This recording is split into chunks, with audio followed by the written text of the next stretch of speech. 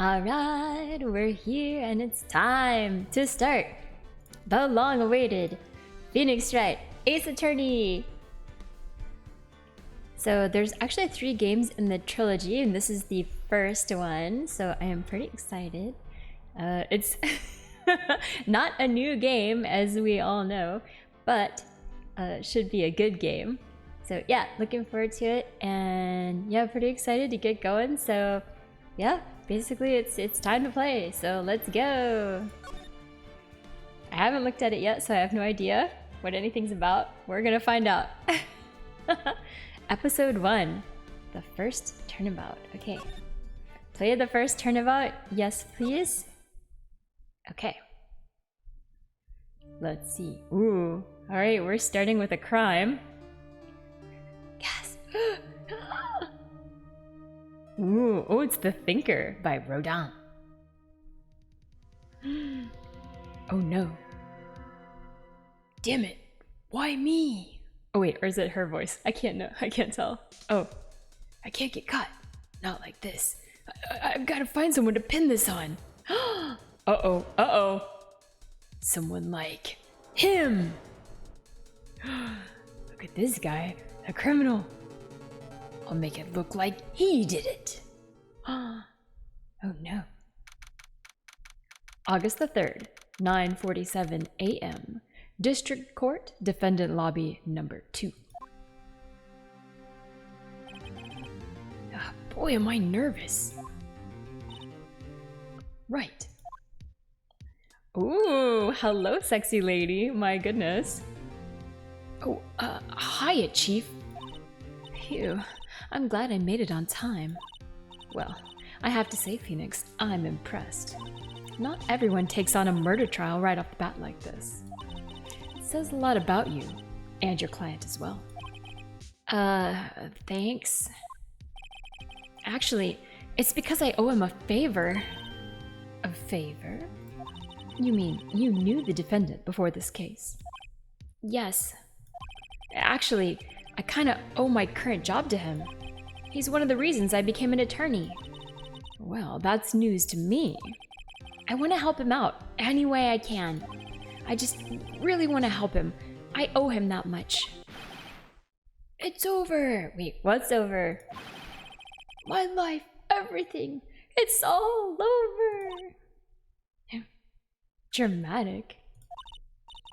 Is that your client screaming over there? Yeah, it's him. Death, despair. Oh, I'm gonna do it. I'm gonna die. It sounds like he wants to die. Yeah. His name Butts. Oh my god. Look at this guy. Nick. Hey there, Larry. Dude, I'm so guilty. Tell them I'm guilty. Hi Opus Salaryman. How are you doing? Yeah, we're starting Ace Attorney tonight. I'm so excited. Butts. Give me the death sentence. I ain't afraid to die. What? What's wrong, Larry? Oh, it's all over. I'm finished. Finished. I can't live in a world without her. I can't. Who took her away from me, Nick? Who did this? Oh, Nick, you gotta tell me. Who took my baby away? The person responsible for your girlfriend's death? The newspapers say it was you. Uh-oh. My name is Phoenix Wright. Here's the story. My first case is a fairly simple one. Okay, that's good, that's good. A young woman was killed in her apartment. The guy they arrested was the unlucky sap dating her. Larry Butts, my best friend since grade school. Our school had a saying, when something smells, it's usually the butts. Wow, amazing. In the 23 years I've known him, it's usually been true. He has a knack for getting himself into trouble. One thing I can say, though, it's usually not his fault. He just has terrible luck. But I know better than anyone that he's a good guy at heart. That, and I owe him one, which is why I took the case. To clear his name. And that's just what I'm gonna do. Alright, let's go! Let's help our friend. August 3rd, 10 a.m. District Court. Courtroom number 2. Alright. I see myself on the right-hand side. Court is now in session for the trial of Mr. Larry Butts. The prosecuting attorney's name is Payne. Amazing. The prosecution is ready, Your Honor. The defense is ready, Your Honor? Mr. Wright, this is your first trial, is it not? Yes, Your Honor. I'm a little nervous. Your conduct during this trial will decide the fate of your client. Murder is a serious charge. For your client's sake, I hope you can control your nerves. Hi Citrix Gaming! Yeah! We're doing the Phoenix Wright Ace Attorney trilogy now. Today is the first day, so I'm very excited. This is like the OG, the very first game, right? I think? Because this is like Phoenix Wright Ace Attorney. So I think it's the first one. It was originally for 3DS, if I'm not mistaken. Thank you, Your Honor. He looks serious. Mr. Wright, given the circumstances, I think we should have a test to ascertain your readiness. Yes, Your Honor. Handshaking, eyesight fading. The test will consist of a few simple questions. Answer them clearly and concisely. Please state the name of the defendant in this case. Oh my goodness, what? What? Oh my god. Hi, relation. Thank you so much for the blurb. Oh my god, Padoru. Christmas Padoru Eurobeat. I didn't expect it. I mean, who does, truly? Yeah, how are you doing? Happy Sunday. We're starting Ace Attorney. Oh, I have to state the name of the defendant. Well, I'm pretty sure I know who it is. I'm pretty sure it's Larry Butts. It's not me, and it's not Mia Fey. I think she's my boss, right? So it's Larry Butts. Somebody made a multi-genre J-core, hardcore, breakcore, and lo-fi remix as well. Wait, how can you put all those together? The defendant? Well, that's Larry Butts, Your Honor. Correct. Just keep your wits about you, and you'll do fine. Next question. This is a murder trial.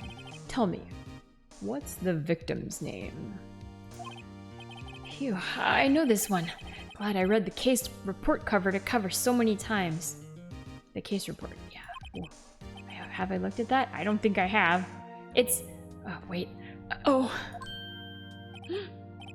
No way. I forgot. I'm drawing a total blank here. Phoenix, are you absolutely sure you're up to this? You don't even know the victim's name? Oh, the victim. Of course I know the victim's name. I, just forgot. Temporarily. I think I feel a migraine coming on. Look, the victim's name is listed in the court record.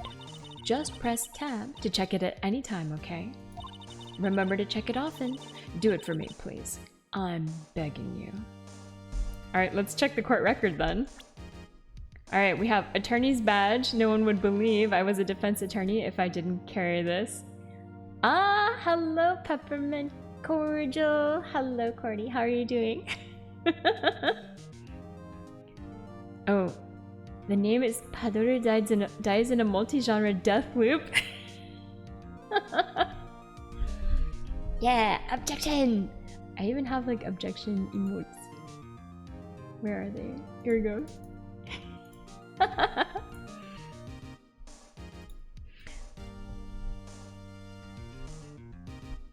I want to see this. Please send a link later. Or Langshan. Alright, we've got the autopsy report. Ah, time of death. So it's Cindy. Cindy's the name of the victim. Cause of death, loss of blood due to blunt trauma. Time of death, 7:31, 4 p.m. to 5 p.m. R.I.P. Cindy. I know. We have anything else? We got profiles here. Mia Fey, chief attorney at Fey and Company. My boss, and a very good defense attorney. We've got Larry Butts, 23, the defendant, a likable guy who's been my friend since grade school. Cindy Stone, the victim in this case. No profiles and no double. Okay. A model. She lived in an apartment by herself.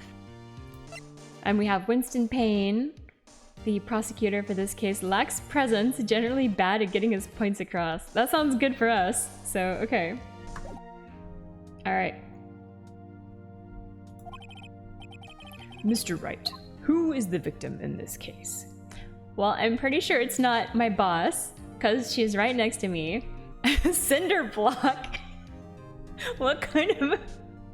Hell no, it's Cindy Stone, we know this. Alright. The victim's name is Cindy Stone. Correct. Now, tell me, what was the cause of death? She died because she was hit with a blunt object, we know this. She was not poisoned or strangled. We saw she was hit with that, like, a statue of the Thinker by Rodin. I've seen one of the... He made a bunch of them. There's not just one. There's like quite a few castings of the Thinker. I've seen one in person. Alright. Hit with a blunt object. She was struck once by a blunt object. correct. You've answered all my questions. I see no reason why we shouldn't proceed. You seem much more relaxed, Mr. Wright. Good for you. Thank you, Your Honor. Because I don't feel relaxed, that's for sure. Well then, first, a question for the prosecution. Mr. Payne. Yes, Your Honor. As Mr. Wright just told us, the victim was struck with a blunt object. Would you explain to the court just what that object was? The murder weapon was this statue of the Thinker. It was found lying on the floor, next to the victim. I see. The court accepts it into evidence. Alright, we got the statue. A statue in the shape of the Thinker. It's rather heavy. I'm giving the prosecuting attorney like a really squirrely, not cool dude voice. Because he seems not cool. Really makes you think, doesn't it? Well, it made Cindy Stone not think. Right. Be sure to pay attention to any evidence added during the trial. That evidence is the only ammunition you have in court. Use tab to check the court record frequently. Alright, let's check it. Let's see what we got here. A statue in the shape of the Thinker. It's heavy. Alright, good to know. Okay. Mr. Payne, the prosecution may call its first witness. The prosecution calls the defendant, Mr. Butts, to the stand. Chief, what do I do now? Pay attention. You don't want to miss any information that might help your client's case. You'll get your chance to respond to the prosecution later, so be ready. Let's just hope he doesn't say anything unfortunate. Uh-oh. Larry gets excited easily. This could be bad. Alright, let's see. I'm gonna drink some of my tea. I actually prepared some tea and I haven't been drinking it yet. It's like a fruit tea. No caffeine. Alright. Mr. Butts, is it not true that the victim had recently dumped you? Hey, Watch it, buddy. We were great together. We were Romeo and Juliet, Cleopatra and Mark Anthony. Didn't they all die? I wasn't dumped. She just wasn't taking my phone calls. Or seeing me. Ever. What's it to you anyway? Mr. Butts, what you describe is generally what we mean by dumped. In fact, she had completely abandoned you and was seeing other men. You gotta love Larry's positive vibes. Yeah, he's definitely looking on the bright side of things. Oh, poor guy. She had just returned from overseas with one of them the day before the murder. What do you mean, one of them? Lies! All of it lies! I don't believe a word of it. Your Honor, the victim's passport. According to this, she was in Paris until the day before she died.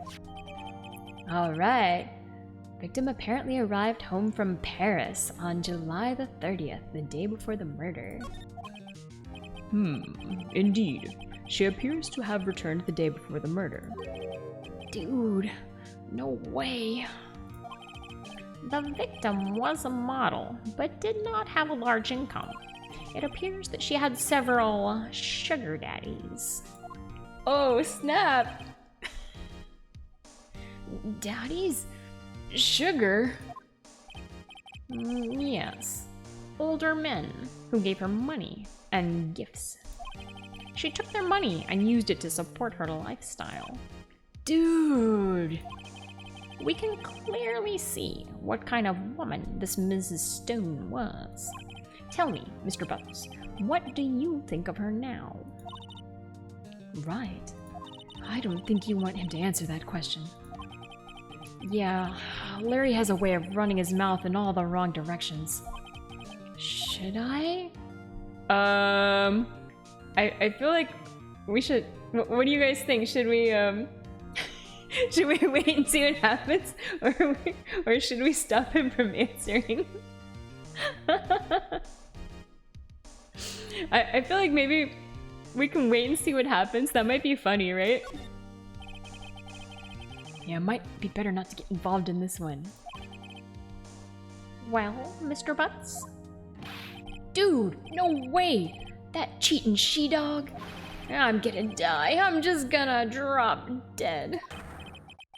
Yeah, and when I meet her in the afterlife, I'm gonna get to the bottom of this. Let's continue with the trial, shall we? I believe the accused's motive is clear to everyone. Yes, quite. Oh boy, this is not looking good. Next question. You went to the victim's apartment on the day of the murder, did you not? Well, did you or did you not? Maybe I did. And maybe I didn't.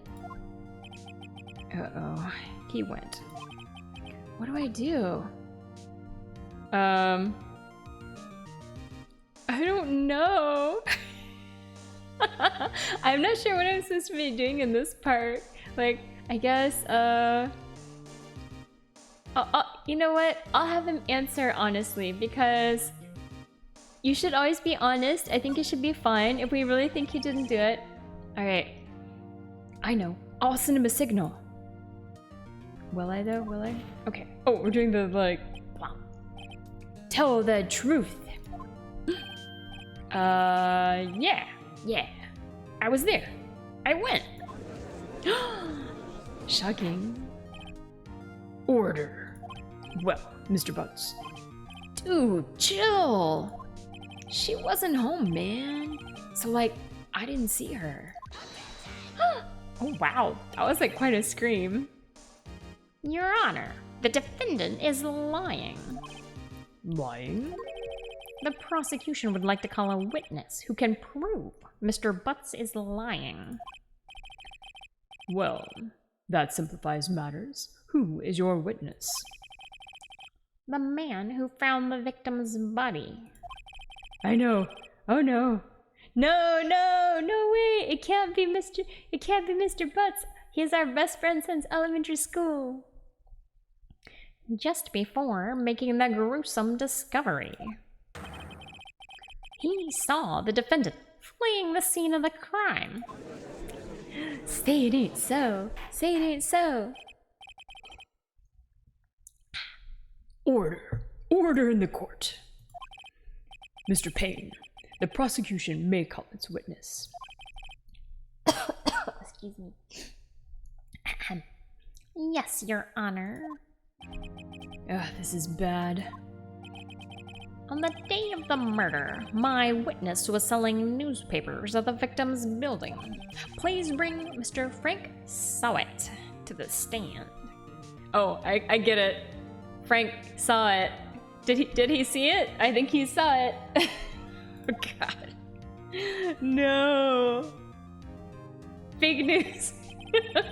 Well, I mean, the game was from 22 years ago, I think it said it was like 2001, right? So maybe people still bought newspapers back then. Mr. Sowett, you sell newspaper subscriptions, is this correct? Oh yes, newspapers, yes. He's very suspicious. He's like, I think he's the guy that did it, right? Because we saw in the cutscene at the very beginning, he was like, I have to blame somebody for it. So, Mr. Sowett, you may proceed with your testimony. Please tell the court what you saw on the day of the murder. Witness testimony. All right, let's see.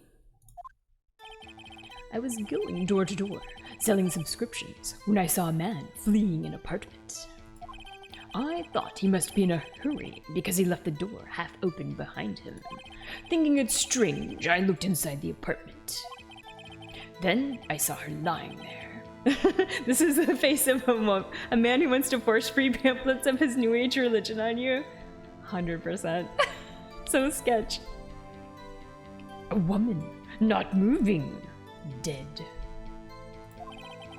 I quailed in fright and found myself unable to go inside.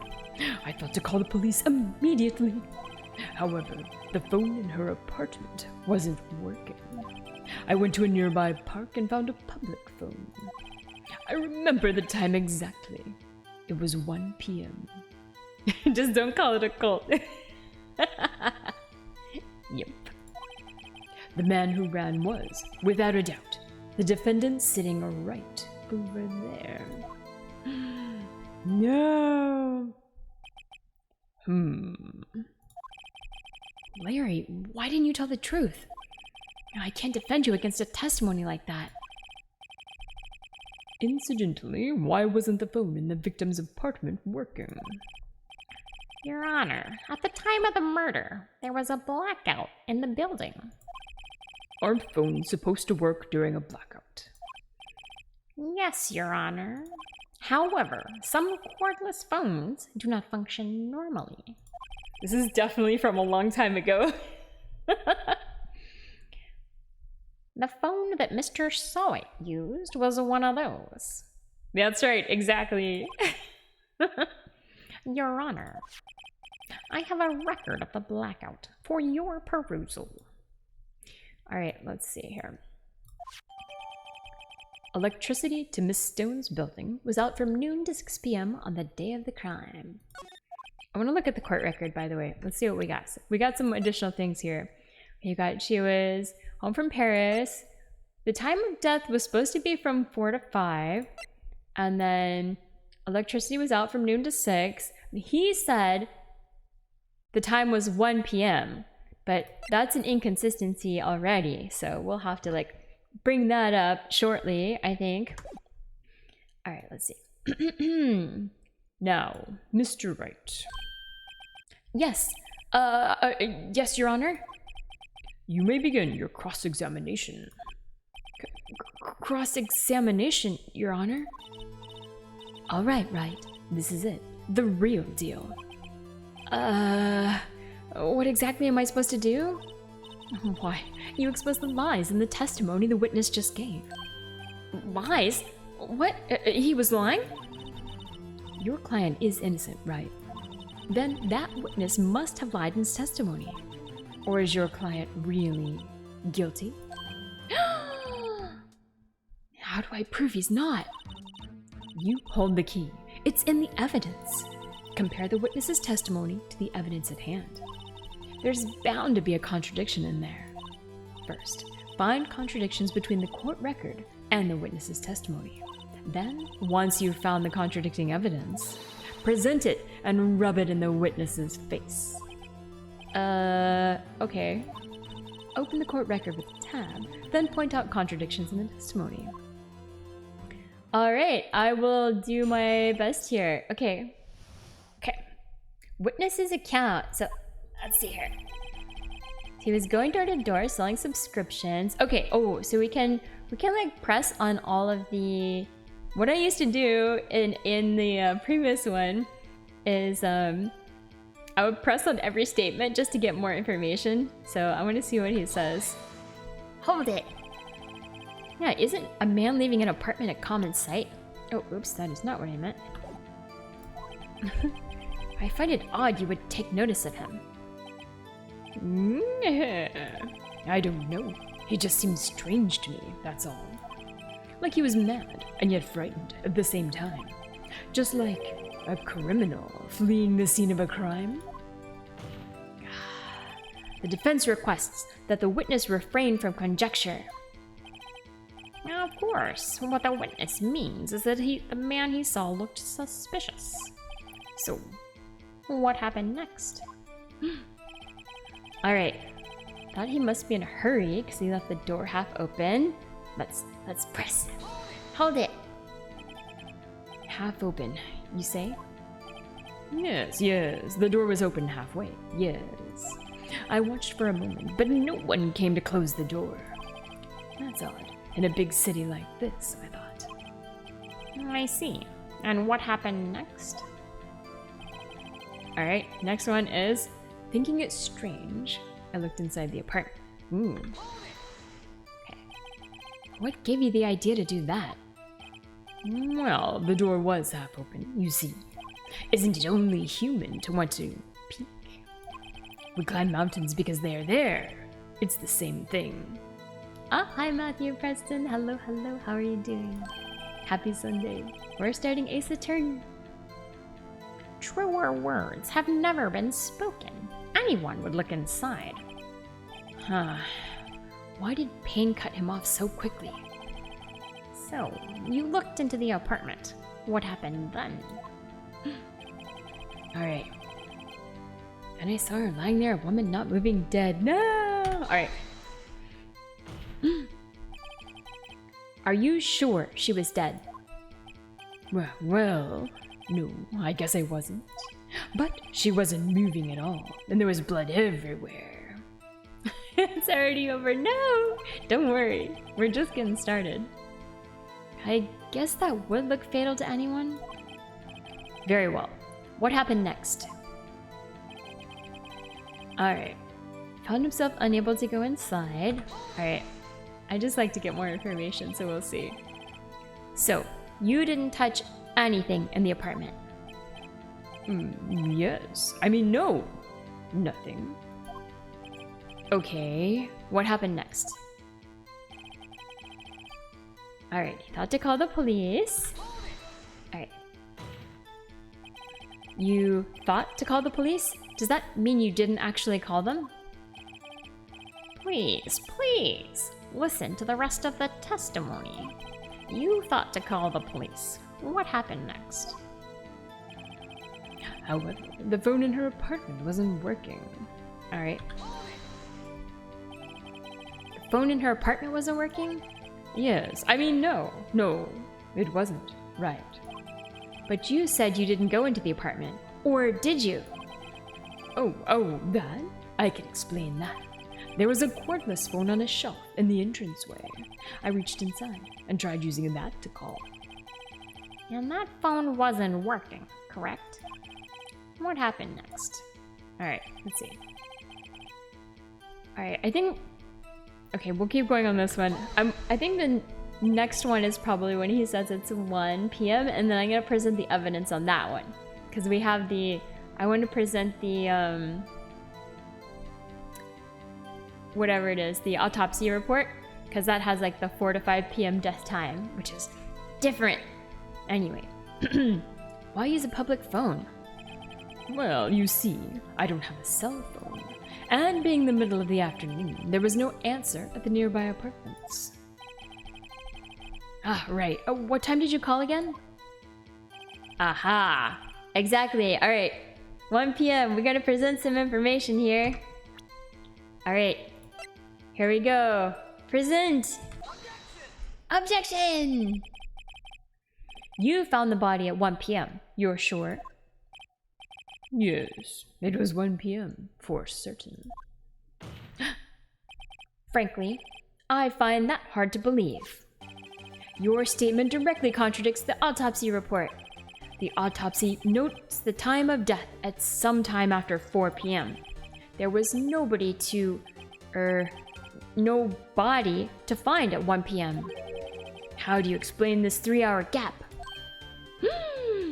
He's sweating. He's sweating. Oh, that. This is trivial. The witness merely forgot the time. Judge is like, nope. After his testimony, I find that hard to believe. Mr. Sawit, why were you so certain that you found the body at 1 p.m.? Gee, that's a really good question. A great job, right? Way to put him on the spot. That's all you have to do. Point out contradictions. Lies always beget more lies. See through one, and their whole story falls apart. That's right, boss. Doing my best. Wait, I remember now. Order, order. I want to order corn. Oh, oh my goodness. Hi, Soya. How are you doing? Wait, I remember now. Would you care to give your testimony again? He's definitely the murderer. The time of discovery. Hold on, I want to drink some more of my tea. It's getting cold. If I don't drink it now, it's gonna be sad. Okay. The time of discovery. You see, when I found the body, I heard the time. There was a voice saying the time. It was probably coming from the television. Oh, but it was 3 hours off, wasn't it? I guess the victim must have been watching a video of a taped program. That's why I thought it was 1 p.m. Terribly sorry about the misunderstanding. He shimmies with villainy, indeed. Wait. Okay, yeah, exactly. The TV, huh? I thought we just heard there was a blackout. So if the time of death was after 4 p.m., between 4 and 5, and we know there was a blackout, so pretty sure we can check the court record here. Aha. Out from noon until 6. So that was also a lie. Can't fool me. The TV was the murderer. Maybe it was like one of those like horror movie things where like Sadako comes out of the TV or something and like murdered her. Could be. Yeah, big brain. Doing my best here. This is the very first game, so they're definitely going easy on me. Yeah, off-brand Sadako. They were watching the news and heard that PTS was breaking up. No! Although I did hear they're going into the military, right? Thank you so much for the redeem, Erlingshen. Alright, you have requested the live. Ara. Okay, hold on. I must prepare myself. Okay. Ara. not sure if that was okay or not. Hopefully that was okay. Thank you so much for the redeem. Alright. We will continue. The true killer was Miyo all along. I like that. Alright. You heard a voice saying the time on a taped program. Mr. Wright, you may cross-examine the witness. Right. You know what to do. I've got this one. Yeah, I got this one. I got this one. Alright, the time of discovery. I think we can pretty much... I don't think we necessarily have to press on all of these.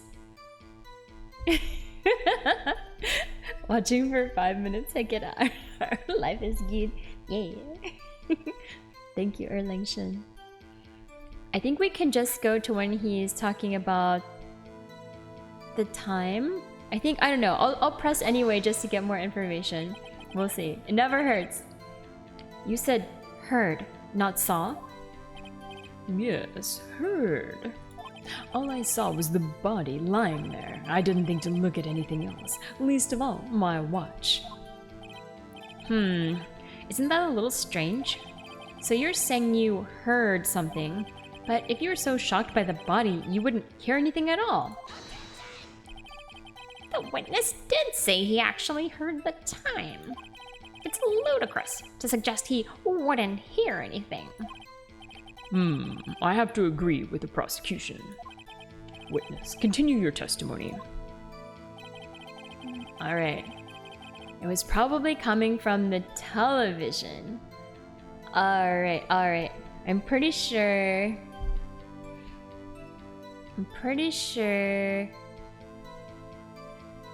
we could present here, but I also want to press maybe. Or we'll see. I think we can do it maybe later in the testimony. We'll see. Are you sure it was a television and not a radio? Well, no, I guess it might have been a radio. Incidentally, there was no radio on the premises. There was only one large television. Right. I can't put my finger on it, but something about this seems fishy. Something about hearing the television. The witness has testified he heard the time. Alright, it was 3 hours off, wasn't it? How do you explain the gap? Well, witness, can you explain this? Alright, I think this is where I want to present the blackout record. Okay, let's do this one. Yeah, here we go. Present! Objection! Hold it right there. The prosecution has said there was a blackout at the time of the discovery. And this record proves it. Uh-oh, he's sweating. Man, this guy has such a hairdo. It's amazing. And his eyebrows are also wild. You couldn't have heard a television or a radio or a video. Excuse me. Well... The defense has a point. Do you have an explanation for this, Mr. Sawit? No, I find it quite puzzling myself. Quite. Wait, I remember now. Mr. Sawit, the court would prefer to hear an accurate testimony from the beginning. These constant corrections are harming your credibility.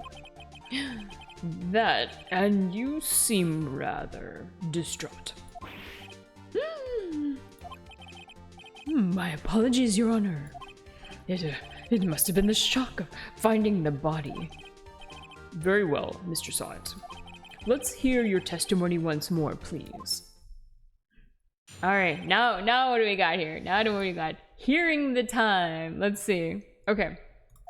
Ahem. Actually, I didn't hear the time. I saw it.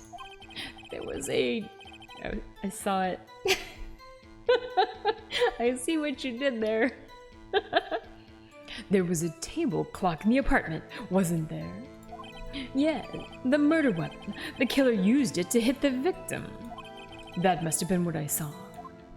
Wait, what? But did he just try to say the murder weapon was a clock? Hold on. We know that's not correct. You saw a clock. Well, I guess that would explain it. The defense may cross-examine the witness. Gladly. All right. Hearing the time. Okay. I think we can skip this one. I want to go to the next one and see what we got here. Yeah, there was a table clock in the apartment, wasn't there? Let's find out more. A table clock? Was there a clock at the scene? This is the first I've heard of it. Alright, he says it's the murder weapon, but we know that's not true. Let us present the actual murder weapon. Yeah. Woo! Wait just a moment. The murder weapon wasn't a clock. It was this statue. Now, how is this supposed to be a clock? You with your objections and your evidence. Just who do you think you are? Just answer the question, Mr. Saw It. Hey, I saw it there. Okay, that's a clock. Your Honor, if I may. Yes, Mr. Payne. As the witness stated, this statue is indeed a clock. The neck is a switch. You just tilt it, and it says the time out loud.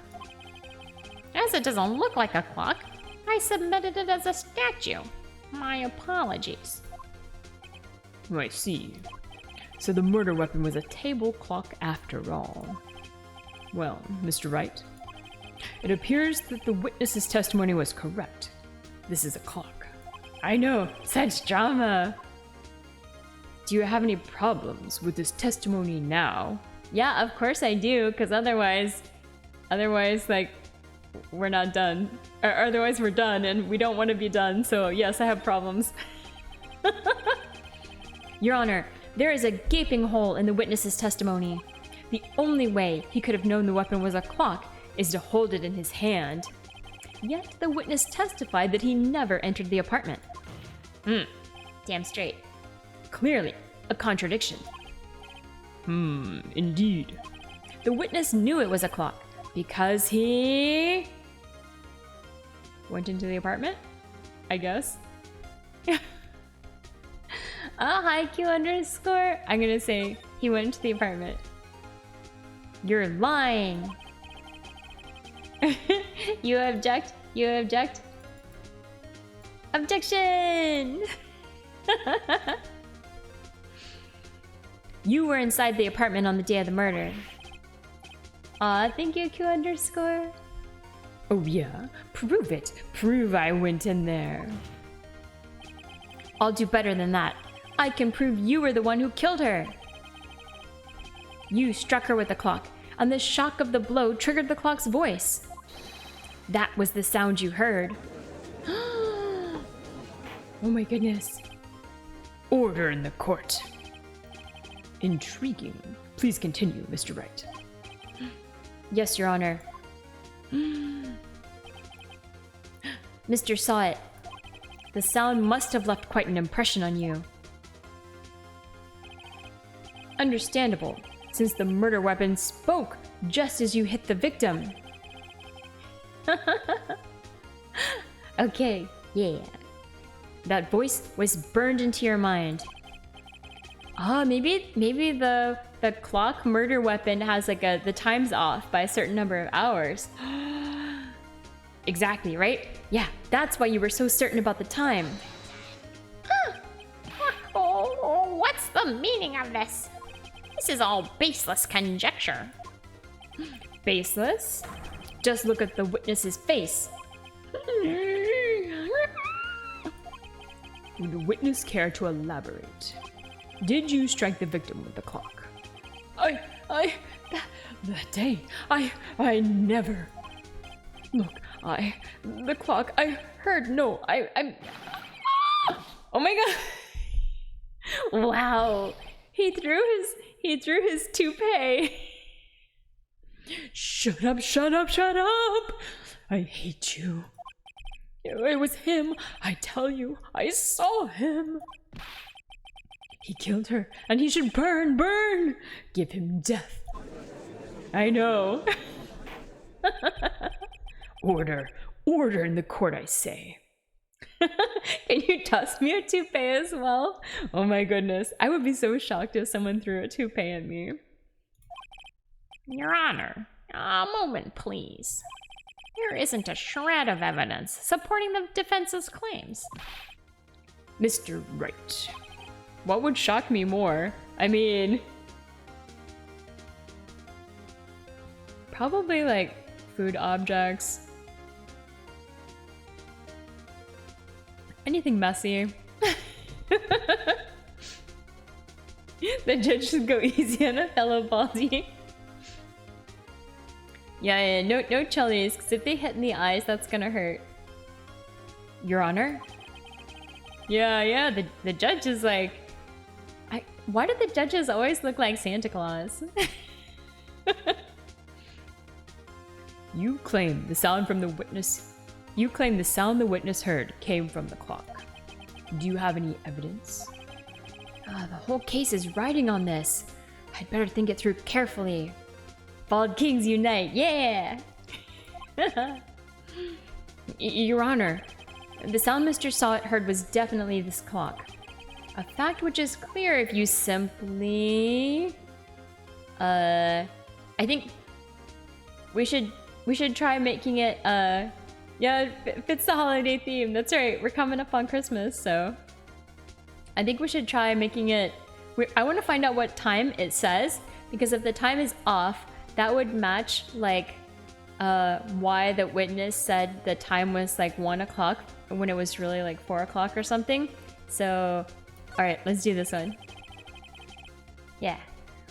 Let's sound the clock now, here in this court. Your Honor, may I have the clock?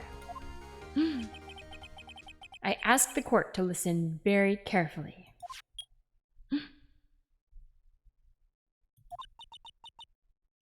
I think...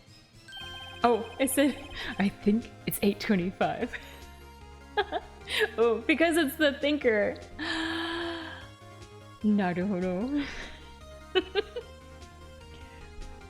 That certainly is a strange way to announce the time. Alright, it said it's 8:25, but what time is it now? Yeah. Well, he is the thinker after all. So, we've heard the clock. What are your conclusions, Mr. Wright? Mr. Payne, can you tell me what time it is now? It's 11:25. Yeah, alright. It is 3 hours off then. It's like 3 hours earlier, which matches with the witness testimony. Haha. As you can see, this clock is exactly 3 hours slow. Precisely the discrepancy between what Mr. Sawit heard and the actual time of death. So, Mr. Sawit, try to talk your way out of this one. He's like, no. You forgot one thing. Uh-oh. What's he talking about now? While it may seem like that clock is running 3 hours slow, it proves nothing. How do you know it was running 3 hours slow on the day of the murder? If you can't prove that, you don't have a case. More twist than a bowl of spaghetti. You're not wrong. You're not wrong. But that's what we love about Ace Attorney for sure. He's right. How am I gonna prove that? Damn it. I was so close. Mr. Wright, it seems you lack the critical evidence to support your claim. No. Yes, Your Honor. This means I cannot let you indict the witness. Unfortunately, this ends the cross-examination of Mr. Frank Sawit. I come all the way down here to testify, and look what happens. You treat me like a criminal. A criminal. You lawyers are all slime. Oh, hi Bunny and Purple, how are you doing? We're doing Ace Attorney, finally! I know. Finally. I almost had him. This is the original one, which I think was for the 3DS back in the day. Sorry, Larry. I failed you. There's nothing I can do about it now. Oh my god, it's so cute. Not so fast, Mr. Sawit. Uh-oh. Mia, I mean, Chief. Listen up, Wright. Don't throw this one away. Not like this. Think. But, Chief, it's over. I can't prove the clock was slow the day of the murder. Nobody can prove that.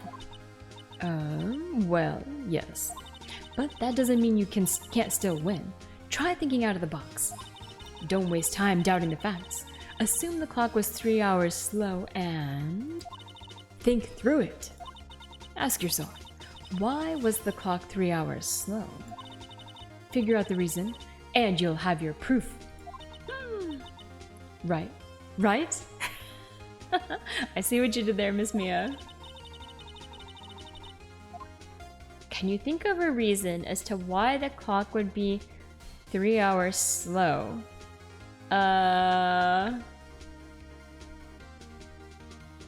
Good question.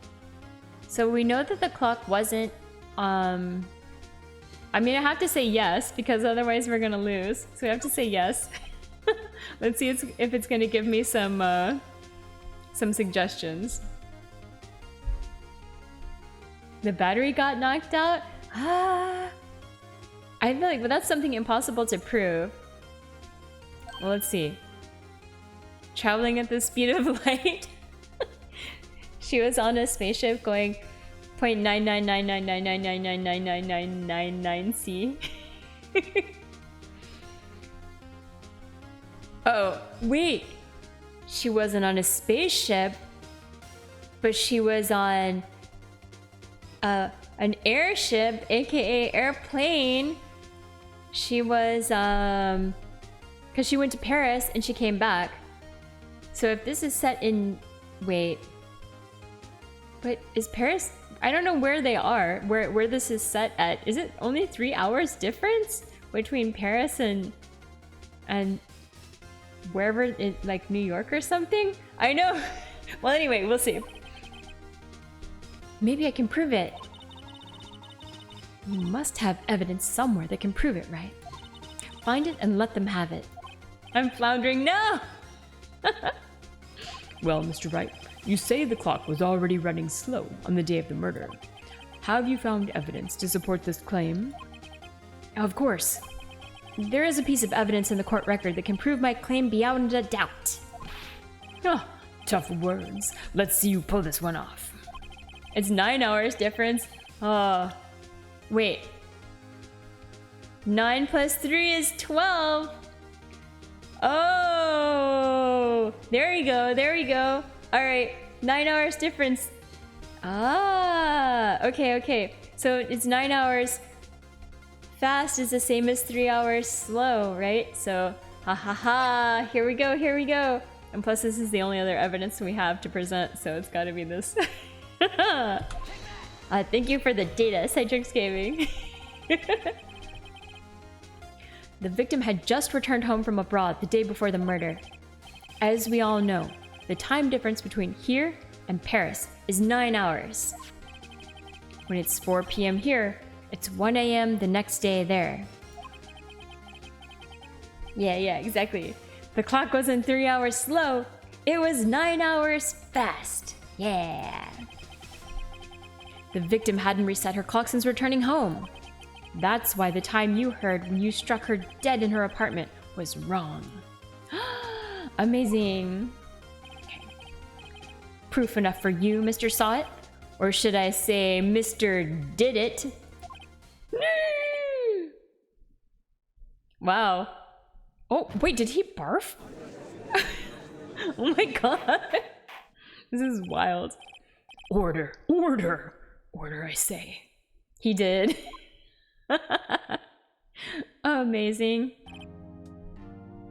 I'm not very good with time zones. in like Europe compared to the US, compared to like Asia to the US. It's less ingrained in me. Well, this case has certainly turned out differently than we all expected.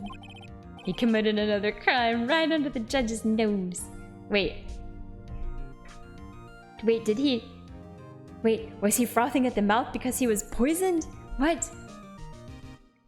Mr. Ping, your witness? He was arrested and has been taken away, Your Honor. Very well. Mr. Wright. Oh, perjury. That's also true. Yes, Your Honor. I have to say. Oh, I have to say, I'm impressed. I don't think I've ever seen someone complete a defense so quickly and find the true culprit at the same time. Thank you, Your Honor. At this point, this is only a formality, but this court finds the defendant, Mr. Larry Butts, Not guilty. Yeah. I love the confetti. Amazing. And with that, this court is adjourned. Amazing. All right, we did it. It turns out that Frank Sawit was a common burglar. He posed as a newspaper salesman to check and see when people were out of the house. That day, when Larry went to her apartment, the victim wasn't home. Why is he called Phoenix? I don't know. It's just his name. For now. Maybe we'll learn more information about it later, though. Phoenix Wright is the name of the main character. The lawyer guy that we're playing, so. But why his name is Phoenix is a good question. Alright. After he left, Mr. Sawit let himself in to do his dirty work. While he was searching her place, the victim returned. Flustered, Mr. Sawit grabbed the nearest blunt object he could find. No! Oh. He's called Phoenix because he's from Arizona.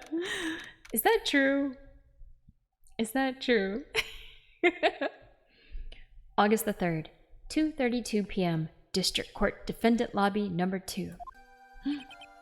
Phew. I still can't believe we won. Right. Good job in there. Trust me, my uncle works at Nintendo.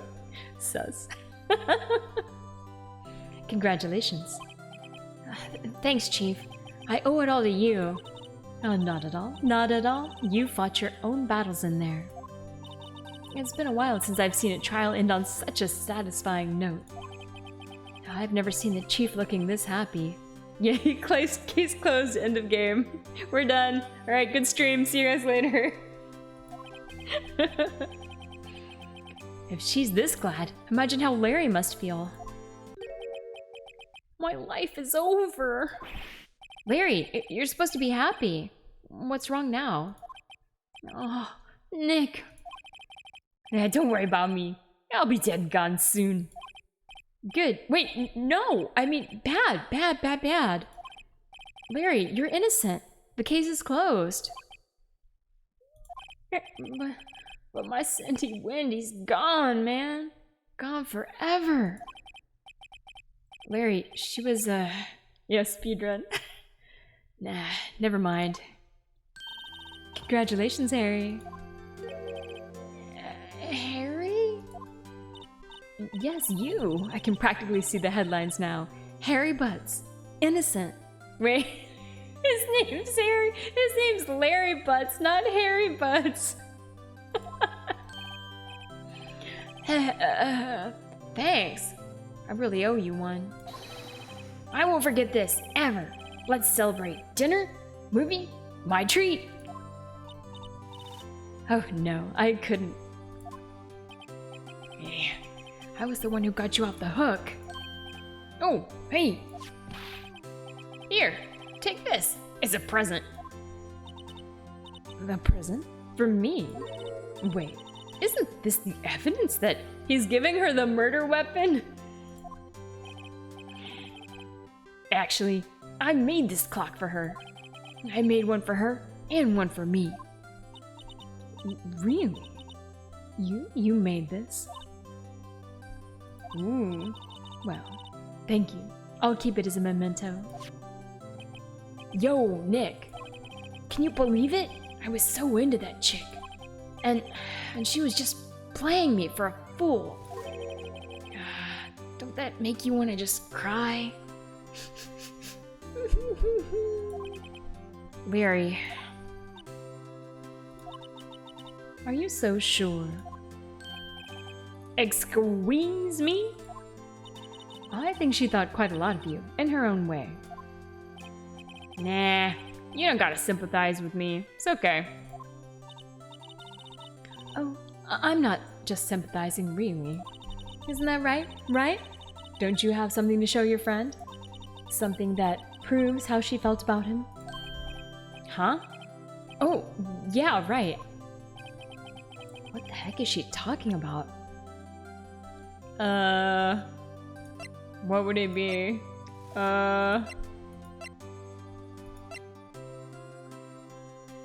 Unclear? The thinker? I mean... maybe. I guess so. That's the only thing that's here, so sure. Check this out, Larry. Proof positive you weren't just some chump to her. Oh yeah, because she took it with her all the way to Paris, right? So she must have liked it. Huh? Oh, what about that clock? This is the clock you made for her, Larry. And she took it with her when she traveled. Whatever. She probably just needed a clock, that's all. You think so? It's a pretty heavy clock to take traveling. Aww. Well, make of it what you will. Hey, Nick. I'm glad I asked you to be my lawyer. Really, I am. Thanks. I hope that made him feel a little better. Right. I hope you see the importance of evidence now. Also, hopefully you realize things change depending on how you look at them. People too. We never really know if our clients are guilty or innocent. All we can do is believe in them. And in order to believe in them, you have to believe in yourself. Right. Listen. Learn. Grow strong. Never let go of what you believe in. Never. Aw, thanks, boss. The thinker stonks. Well, I think our work here is done. Shall we? Thank you for the redeem, Winter Nick. Shall we be off? Yeah, I guess so. I'm doing good. It's Sunday and I'm excited that we're starting Ace Attorney. The OG Ace Attorney. Say, how about dinner? On me? We'll drink a toast to innocent butts. Yeah! Oh, speaking of Harry. You were saying part of why you became a lawyer was because of him? Yeah, part at least. You'll have to tell me more about it sometime. Maybe over drinks. Wait, is the boss asking me out? That seems inappropriate, I think. The next case is gonna be tragic. Oh no! And so, my first trial came to a close. Larry slapped me on the back and said, "Gee, Nick, it's good to have friends." Wait, really? Is that my energy? Maybe. But I'm pretty sure he's not gonna pay us. Unless you count the clock he gave Mia.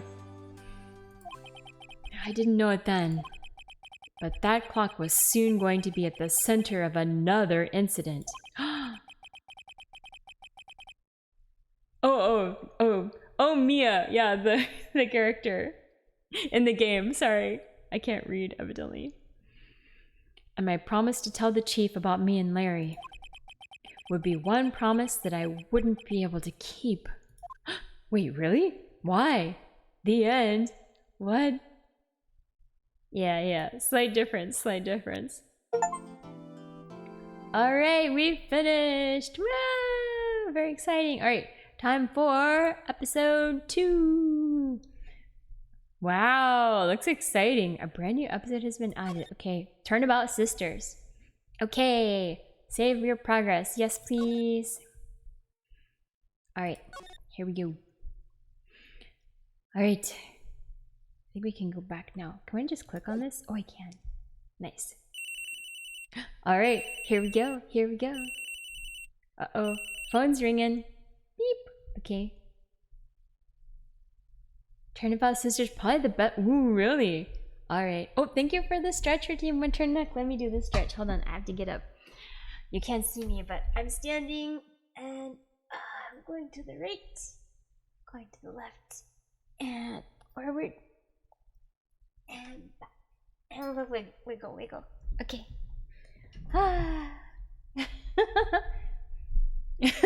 Best stretches. I do my best to give a real stretch, and actually I need it too, so it's good for me. All right, I'm gonna finish this tea here. All done. All right, phone's ringing. Let's see what's going on. Hello, this is Maya. Hey Maya, it's me. Mia, what's up? You haven't called in a while. Sorry, I've been so busy.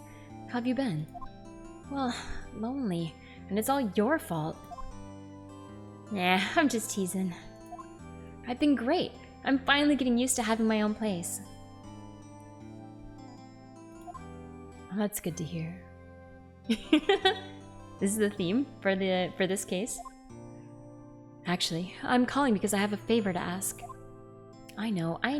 You want me to hold evidence for you? Sharp as always. There's a lot of buzz about the upcoming trial. I just don't feel safe keeping the evidence here. I gotcha. So, what is it this time? It's a clock. Yeah, Mia, Maya, Mio. Too many M names. A clock? Yeah, it's made to look like that statue, the Thinker, and it tells you the time. Mayo. That's what we're missing. I thought you might like it. You always like toys. Hey, I'm not a little girl anymore, sis. The rest of the Faye family has purple hair as their theme too, do they? Amazing. Now, you know I'm only teasing. I should probably tell you, the clock isn't talking right now. Huh? It's not working? That's lame. I had to take the clockwork out. Sorry. I put some papers inside it instead. Papers?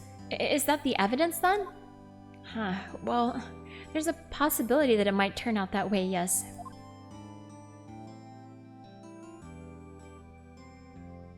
Can you come by the office tonight?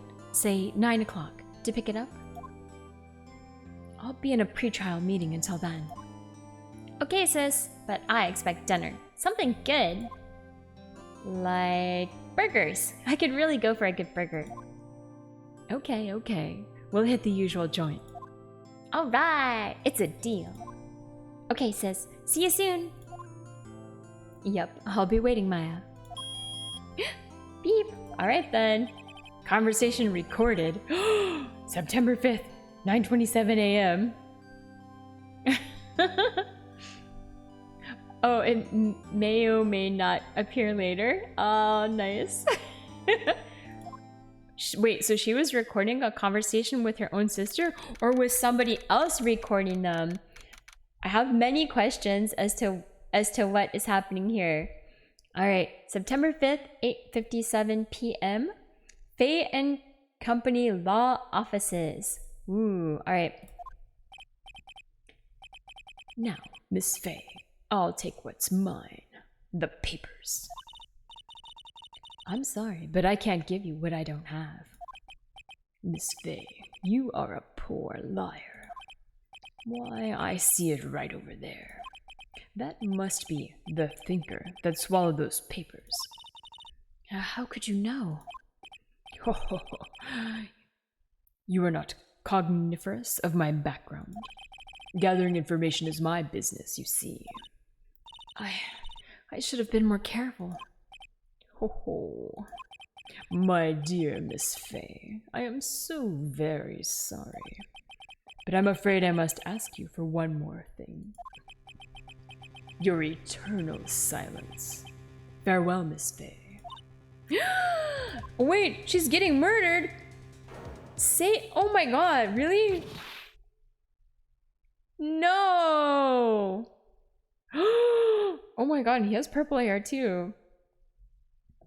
Red, white, blue. What? No, they killed her off right away. Oh man, what a bummer. All right. All right, September the 5th, 9:08 p.m. Fay and Company Law Offices. Yep. Ah, so sad. Yeah, emotional damage. Totally. Uh-oh, I'm late. Huh, that's strange. Guess the chief left without me. She said her sister was coming over, so we should all go out for dinner. Yeah, I would be traumatized if I was a small child. My god. Oh, what's that smell? Blood? Mia! Oh, maybe she's in her office. Yeah, I didn't expect it to be instantly so tragic. Good god. I was kind of looking forward to having more of the Mia character. Alright, evidently we should go over here. I smell blood. That can't be good. I have to check and see if Mia, the chief's okay. Can we like go? How do we go in here? How does it work? I'm gonna see what the. Oh no, that's not it. Okay, hold on. Can I go in? Can I? Okay, we already did this one. I have to check and see if she's okay. This is all the same. What am I doing wrong? Oh. Oh, move. Okay, okay. Got it. Thank you, guys. All right, so we go into the office. There we go. There we go. Okay. I got it. Ah, that smell. Blood. Dot, dot, dot. Oh no, what is it? Somebody's crying. No. Sis. Someone's there. Oh no. Chief. Chief. Chief. Oh man. No. Wow, hello. Who are you?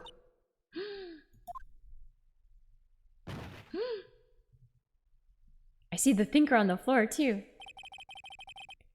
The strange girl dropped out cold. I left her lying on the office sofa. I went back to the chief where she lay under the window. Oh man, Chief. Her body was still warm. I could feel it when I held her shoulder. Then, all too quickly, it began to fade. Until finally, she was cold. No, boss! I got a feeling that Phoenix Wright had a crush on the boss. Chief. Alright, let's examine the situation here. We have this. Well, first we should probably look at the chief and see what's up. Chief. It's hard seeing her like this, but if there are any clues here. She was struck on the head with a blunt object. She probably died instantly. The thinker lying next to her must have been the murder weapon. Alright. Thinker added to the court record. Looks like a statue, but it's actually a clock made by Larry Butts. Not Harry Butts, as has been established. Huh. There are some glass shards near the chief's body. Must be pieces of the glass light stand lying broken in the back of the room. Alright, we got glass shards, the broken remains of a glass light stand broken beyond all recognition, added to the court record. Nothing else that seems like a clue here. Huh? A piece of paper. It must have fallen from Mia's hand. What could it be? Good question. Let's take a look at it. Ooh, she was in a relationship, but that doesn't come up until a later game. Ooh. Or it does come up in a later game. Okay.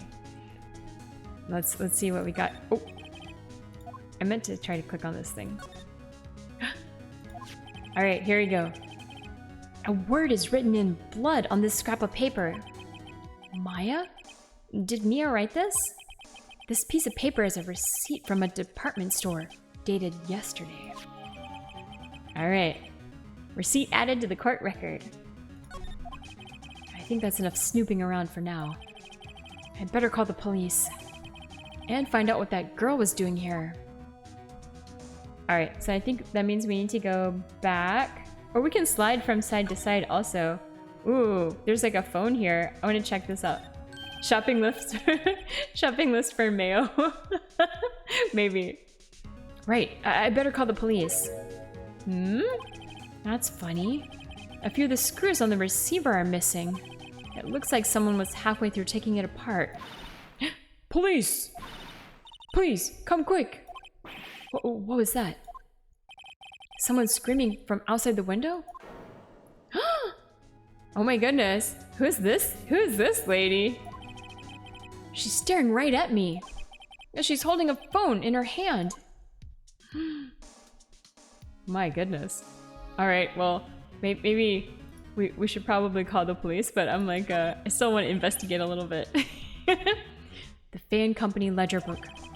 Everything is written in the chief's ultra-neat handwriting. It's a small office, but it makes a good bit of money. Alright, nice, nice. Anything else? Anything else? We're in trouble, so maybe we should go back. We're gonna move. Can't believe you'd kill your boss just because you didn't make partner. No! I swear it wasn't me. That girl just now. Where'd she go? I put her right there on that sofa. Uh-oh. I hope she didn't run on me. Oh, here she is. Yipes! Don't scare me like that. Excuse me, but who are you? Oh, she looks so sad. It's okay. I work here. Tell that to the cops. No. Maya Fey. Maya? Faye? Maya! So Mia was writing that girl's name. Maybe I should show her the receipt? The new assistant, hopefully. I never thought there'd be a use for evidence like this outside the courtroom. Should I show it to her? Maybe. We could also talk to her too.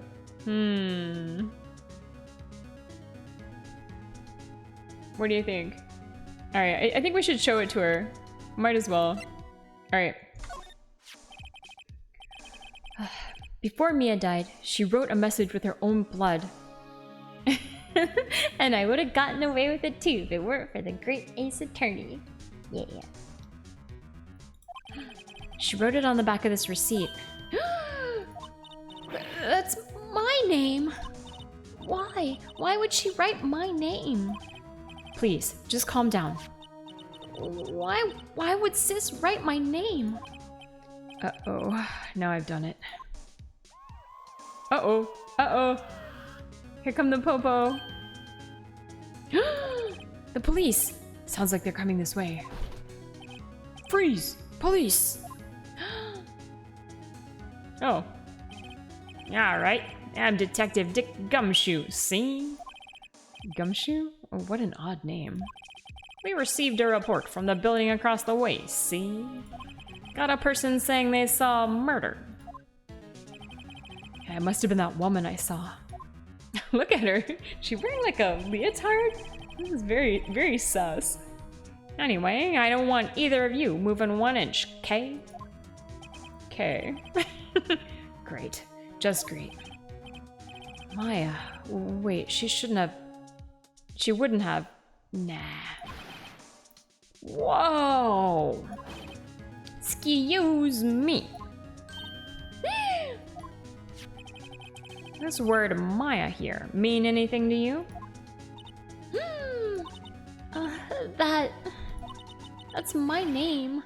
What? The victim drew this here note in her own blood, see? With her dying breath, she wrote down the killer's name. Killer? I'm not. Case closed. You're coming down to the precinct, ma'am. What? No, she didn't do it. She didn't do it. Mia's younger sister Maya was arrested on the spot. I was taken in for questioning and didn't get out until the next morning. My eyes were heavy, but I couldn't sleep. I sat around, waiting for visiting hours to begin at the detention center. I had to talk to Maya as soon as possible. Alright, here we go. September the 6th, 9:07 a.m. Detention Center, Visitors Room. Wow, they have poor Maya locked up like a criminal. Oh, it's you, the lawyer. Good morning. Good morning. She looks so tired. Are you going to be my attorney? Well, that's what I wanted to talk to you about. I think I'll say it's up to you, you know. Because, you know, it's up to you. I better give it to her straight. It's up to you. To me? Yes. I don't think this is something I should decide. After all, you're the one in trouble here. They're never gonna believe me, are they? Even you, when you found me in the office, you looked at me like I'd done it. Did I look at her like that? No, I never thought. It's okay, I understand. And I've also heard about you. Heard? Heard what about me? I was talking to my sister on the phone the other day. Oh, when it was recorded. We know that. We know that. Today was my junior partner's first time in court. Aw, that's so sweet. She's talking him up. Wow, really? How'd that go? It was quite the scene. Honestly, I was on edge the whole time. It's been a while. Ha! So he crashed and burned? He's a genius. One of those strike fear into the hearts of evil types. She told her how bad it... No! I see, she was talking me up though. I feel much better now. The only thing he's lacking is experience. Huh. Sounds like it was fun. Well, well, I know who to go to if I ever get into trouble now. I don't know, Maya. I think you might want to wait. Give him 3 more years. That is, unless you want to be found guilty. What? No, she was talking shit. Oh, no. I'm so disappointed. Oh, oops. Oh, I missed. I wanted to go back. Oops.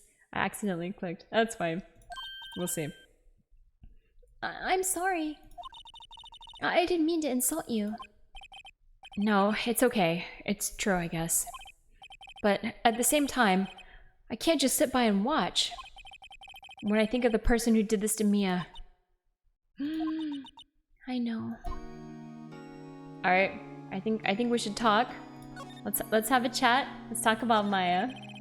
She talked him up, but she's realistic at least. Yep, that's fair. That's fair. She said good things, but also maybe I need more experience. That's fine. It was my first case. No worries. There's something I've been wanting to ask you.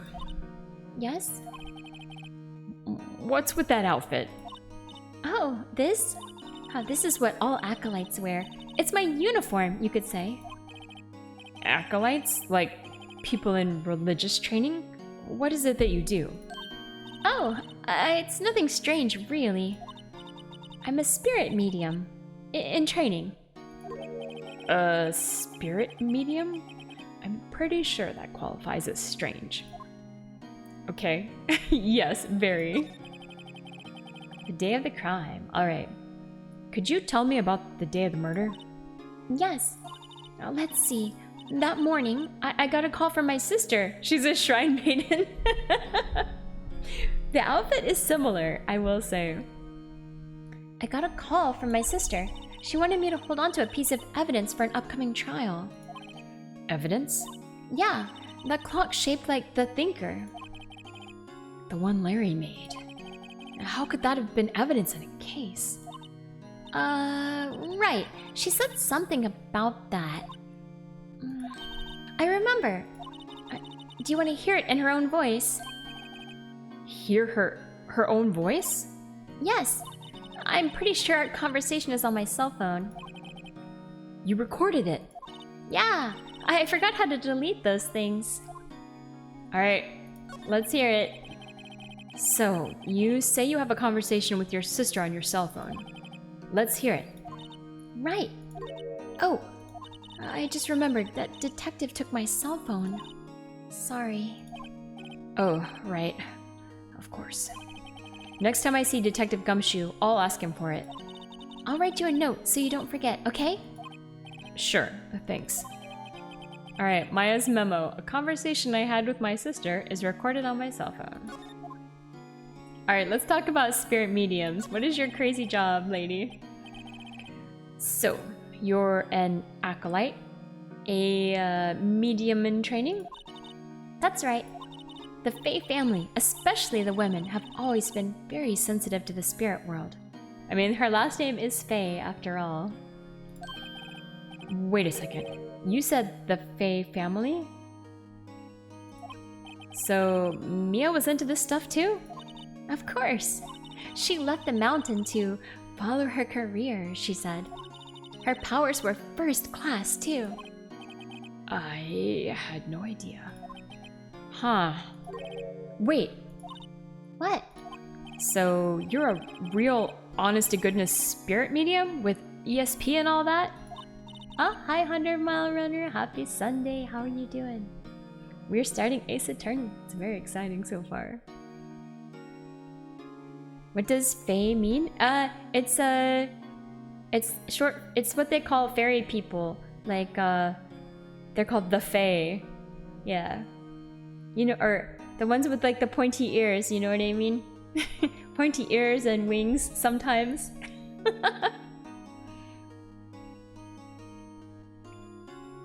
Alright, did I say this already? Alright. Yes, in training. Well, can't you contact Mia's spirit then? We can just ask her who killed her. I'm sorry. I'm still in training. I couldn't do something on that level. Huh. I thought that would be too easy. Huh? Is something the matter? I was wondering, could I ask you a favor? This is the address of a famous lawyer. My sister gave me this a long time ago. She said if I was ever in trouble, I should call him. And, well, I'm in trouble. Do you think you could go ask him to represent me? I mean... I feel like I should probably... I should probably say okay? Yeah, otherwise it's rude, right? I mean, I don't know. We'll see. Sure, why not? I'll go ask. Thank you so much. I have no one else to turn to. Watch my phone rings? Wait, why? Say, what about your parents? ...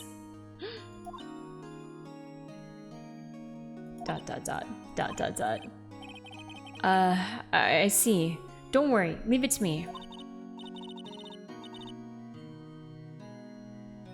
Thank you.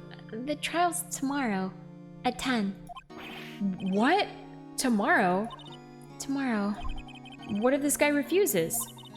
They told me that if I don't find one, the state will pick an attorney to defend me. Then when will that happen? And they're giving me until 4 this afternoon. And visiting hours are almost up. I'd better hurry. Right. I'll be back. Alright. Oh, we didn't talk about the day of the crime yet, I guess. Could you tell me about the day of the murder? Sorry, I know it must be hard. No, it's okay. All I've been doing the last few hours is talking about it. I've kind of gotten used to it. Let's see. Oh wait, I thought did we already... I thought we already did this, but it wasn't checked off for some reason. Yeah, okay, we already talked about this part. Okay. Interesting. Okay, no, this is new. Sorry, okay. The lights were off and I could smell blood. Sorry, I thought this was like, I guess there was more that came up after we had asked her the first time. Then I found her, my sister. Thanks, Maya. That's all I needed to hear for now. Okay, now it's all checked off. Okay, so we can go back. So I guess we should probably move. I mean, I don't think we need to like present anything to her, right? And then yeah, I think we should just move. Okay, let's go back to the law office. I want to look more at what's around here, so let's see what we got. September 6th, Pay and Company Law Offices. The office is filled with police officers. They're all busily searching for clues. Hey, you there. This is a crime scene, pal. No trespassing. You don't think so? Wait, you don't think so what? Oh, or do you think, or me being a super good lawyer? I also don't think so. Sorry, don't I know you from somewhere? Wait, you're that Butts guy, aren't you? No, Phoenix Wright. How could anyone mistake me for Larry? Yeah, guess I got the wrong name, Mr. Wright. Sorry about that. That Butts guy, he was a killer, and you're no killer, right? He was proven innocent. Right. And you were? This is Detective Gumshoe for sure, right? Yeah. Gumshoe, wasn't it? Dick Gumshoe. Right, at your service. Hang on, that's Detective Gumshoe to you, pal. Anyway, get the name right. And don't go calling me Dick. Hey, Dick, get over here. Yes, sir. Be right there. Ha ha ha. I'm turning my heater up, hold on. It's getting a little chilly in here. You're her lawyer, right, pal? If you got business here, you better do it quick. Phew, he thinks I'm Maya's lawyer. Alright, let's examine. Or should we talk to him?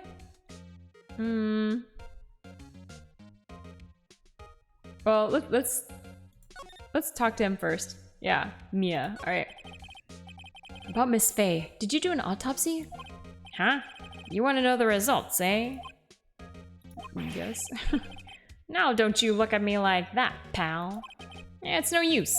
She might have been your boss, but that doesn't mean you get any special treatment. Alright. You can see the report, but that's all. Does it get cold at home? Yes, it does.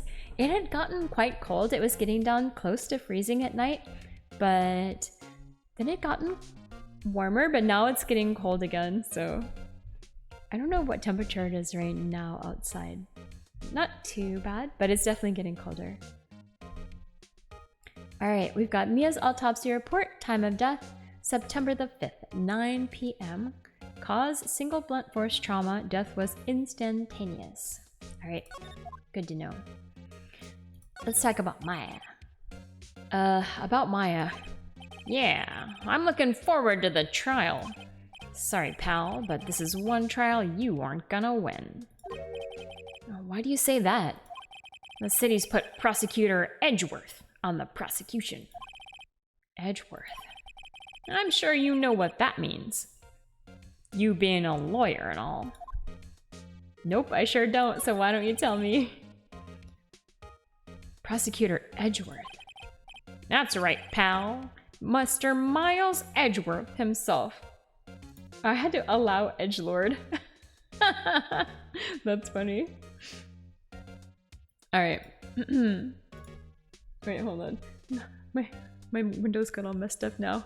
I I have too many windows. This is why I need this is why I need 2 monitors. I have all the OBS windows and like too many other like things happening. Okay, anyway, it's fine. Alright, Mr. Miles Edgeworth himself. Wait, you do know him, don't you? Should I say I know him or not? I'll say of course I do. I know him. He's a feared prosecutor. He doesn't feel pain. He doesn't feel remorse. Buy one even if it's cheap. I was going to buy one over like there was like the Black Friday deals, but then I wasn't sure if I'd be able to plug it into my computer because I have like only 2 connections and I use one for my tablet. So yeah, so then I ended up like not buying one. We'll see in the future. He won't stop until he gets his guilty verdict. All right, so this is like the Van Ziek's version. Van Ziek's original Ace Attorney version. Yeah, don't talk about him that way. You make him barely sound human. I'm not really sure how it works on the back. I thought it has to plug into my graphics card. Or anyway, I didn't buy one, so it's fine for now, but maybe in the future I will get one. Still, I'm afraid this pretty much decides the case. So, Edgeworth is on this one. He hasn't lost a case since he became prosecutor at the incredibly young age of 20. Of course, there are rumors of back alley deals and forged evidence. Wait, is the prosecutor a cheater? Oh man. All I know for sure is that Edgeworth hates crime with an almost abnormal passion.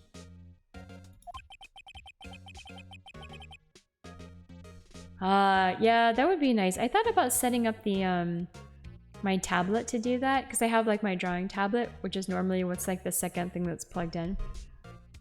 I could do that. I also don't have a lot of space on my desk, which is the second problem. But I could maybe make, I don't know. I could figure it out perhaps, but I've never imagined I'd be facing him so soon. all right, nothing else to talk about here, I guess. So let's Oh, we have to wait. I forgot. We have to ask for the cell phone from this guy, right? Right? Hold on. Here we go. All right, we have to. Should we present this and then he'll give us the cell phone, maybe? I think so. Oh wait, hold on. Or is it not him? Nope. Okay, we gotta go back. Oh, maybe we have to go back first and then we can present. Ah, yeah, okay. Here we go. All right, we're gonna present this and then let's see if he'll give us the cell phone. I almost forgot about that. I was wondering, did you see Maya Faye's cell phone? Oh, that? No, I have it. Do you think you could give it back? Sure. I mean, wait a second, pal. Falsifying evidence, arranging testimony, and erasing evidence. That's Edgeworth's MO. No. Tricky lawyer. Oh no. Uh-oh. He's on to me. I'm gonna tell him straight. It's fine. If I tell him why I want it, there's no way he'll give it to me. Something the matter? Oh, no, it's just, you know, detective. Nope, I know nothing, pal. That cell phone has a lot of numbers on it, like her boyfriend's. A cell phone holds all a little girl's sweetest and spiciest secrets. What? What? What? You're trying to confuse me. Sorry, pal. I already checked all the numbers in memory. Impressive. You're quite the detective. Uh-huh. He's not wrong. That's true. True. Oh, here. You can have the phone back. There weren't any suspicious call records in there, after all. Seems he didn't notice the recorded conversation. Alright, we've got my cell phone, thank goodness. Okay. Check the court record to hear the recorded conversation. Alright, let's check it. Alright. Alright. Oh, this is... we actually saw this in the beginning. Yeah. Okay, we got all the details though. Okay, got it. There's papers inside the statue. Good to know. Okay. Alright, we got this now. We got it. Okay. So... I guess I've asked all the questions I need to. You all done, pal? Yes, thank you. I'll be heading out now. Wait. One more thing I wanted to mention to you. I don't suppose you're planning on talking to that witness. Anyway, you'd better not. No influencing the witness with your lawyerly ways, pal. ... Oh, there she is. Yeah, come to think about it, I'd completely forgotten about her.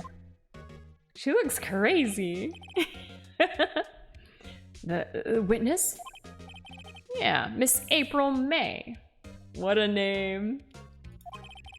I'm sorry about this, but I can't tell you anything about her. Well, you just told me her name. Miss May, huh? So you've sent her home already then? Aha! You're trying your lawyerly tricks on me now. She's not to go outside her room until the trial. So, she's still in the hotel across the way. I guess I should know better than to try to get a detective to leak information. You got that right, pal. Time to pay a visit to Miss May. Alright, nice. Okay, I think so. I think that means we should go back to... Let's move. Or should we examine? I don't think we've examined around this area yet, so... We have, like, this chair over here, these books. Whoever names these characters deserves a raise. Or the sack. I agree. No clues here. We can't move back and forth. We can't move around. An old movie poster. Apparently, this was the first movie that made Mia cry when she saw it. I'll have to check it out one of these days. Anything else? We got a plant here, right in the middle. Mia's favorite potted plant. I remember it had this bizarre name no one could ever remember. Cordyline stricta, pal. Oh, who is that? Is there somebody gonna be there if we look? Let's see, we got this window. The sky is blue, and so am I. There's that hotel right across the way. Anything else? No clues here. What about the books? There's a horrendous amount of legal books here. Scarier still is that Mia probably read all of these. Alright, I think that's maybe it. Oh, there's the phone here. Mia's desk. Perfectly clean, as always. The only thing it's missing is... Mia. Alright, let's go back then. I realized just now I can click on this, so... Move, I guess. Should we go to the hotel? Let's go to the hotel, because I want to talk to that other, the witness lady. The Gatewater Hotel, let's go! September 6th, Gatewater Hotel, room 303. I think whoever names the characters deserves a raise, but I also really love dad jokes, so... maybe it's not for everyone, though. Getting a little water here. Alright, September the 6th, Gatewater Hotel, room 303. Why is she making like a nyan pose? Well, hello there, handsome. Hi? Smooth, right? Real smooth. You're the lawyer, aren't you? The detective told me. He said, don't say nothing to that lawyer, pal. Teehee. Memo to self. Thank Detective Gumshoe for making my job harder. Gee, this is all like something out of a movie. It's all so exciting, I can hardly contain myself. Oh, let me go freshen up so I can look the part of the beautiful eyewitness. I pity the lawyer that has to cross-examine this one. Alright, let's look around. Ooh, there's a suspicious-looking screwdriver thing here. There's a screwdriver stuck in this drawer. I wonder what's inside. Let's take a look. Hey! Hey! What are you doing? No touching. Ooh, bad boy. You really shouldn't pry around in other people's rooms now. You wouldn't want to make me upset, would you? Upset? I thought she was gonna explode for a second there. I wonder what could be inside the drawer. Alright, I guess we can't look there again. We got this plant here. This hits different. But I feel like that's her personality, right? It's like a nyan, nyan kind of style. Nyan, nyan. Yeah, she's just trying to be cute, right? Alright. I know sunflowers and tulips, but that's about the extent of my floral knowledge. We got a light here. No clues here. We got a painting. Ah, a still scene painting. Wait, should that be still life? Whatever. One of those is hanging on the wall. Ah, kind of, and it's working. Alright, good, good. I'm doing my best. Ooh, wait, there's champagne with 2 glasses. That means she wasn't alone. A bottle and 2 glasses are on the table. Somebody must be staying with her. Alright, what else? We got the window here.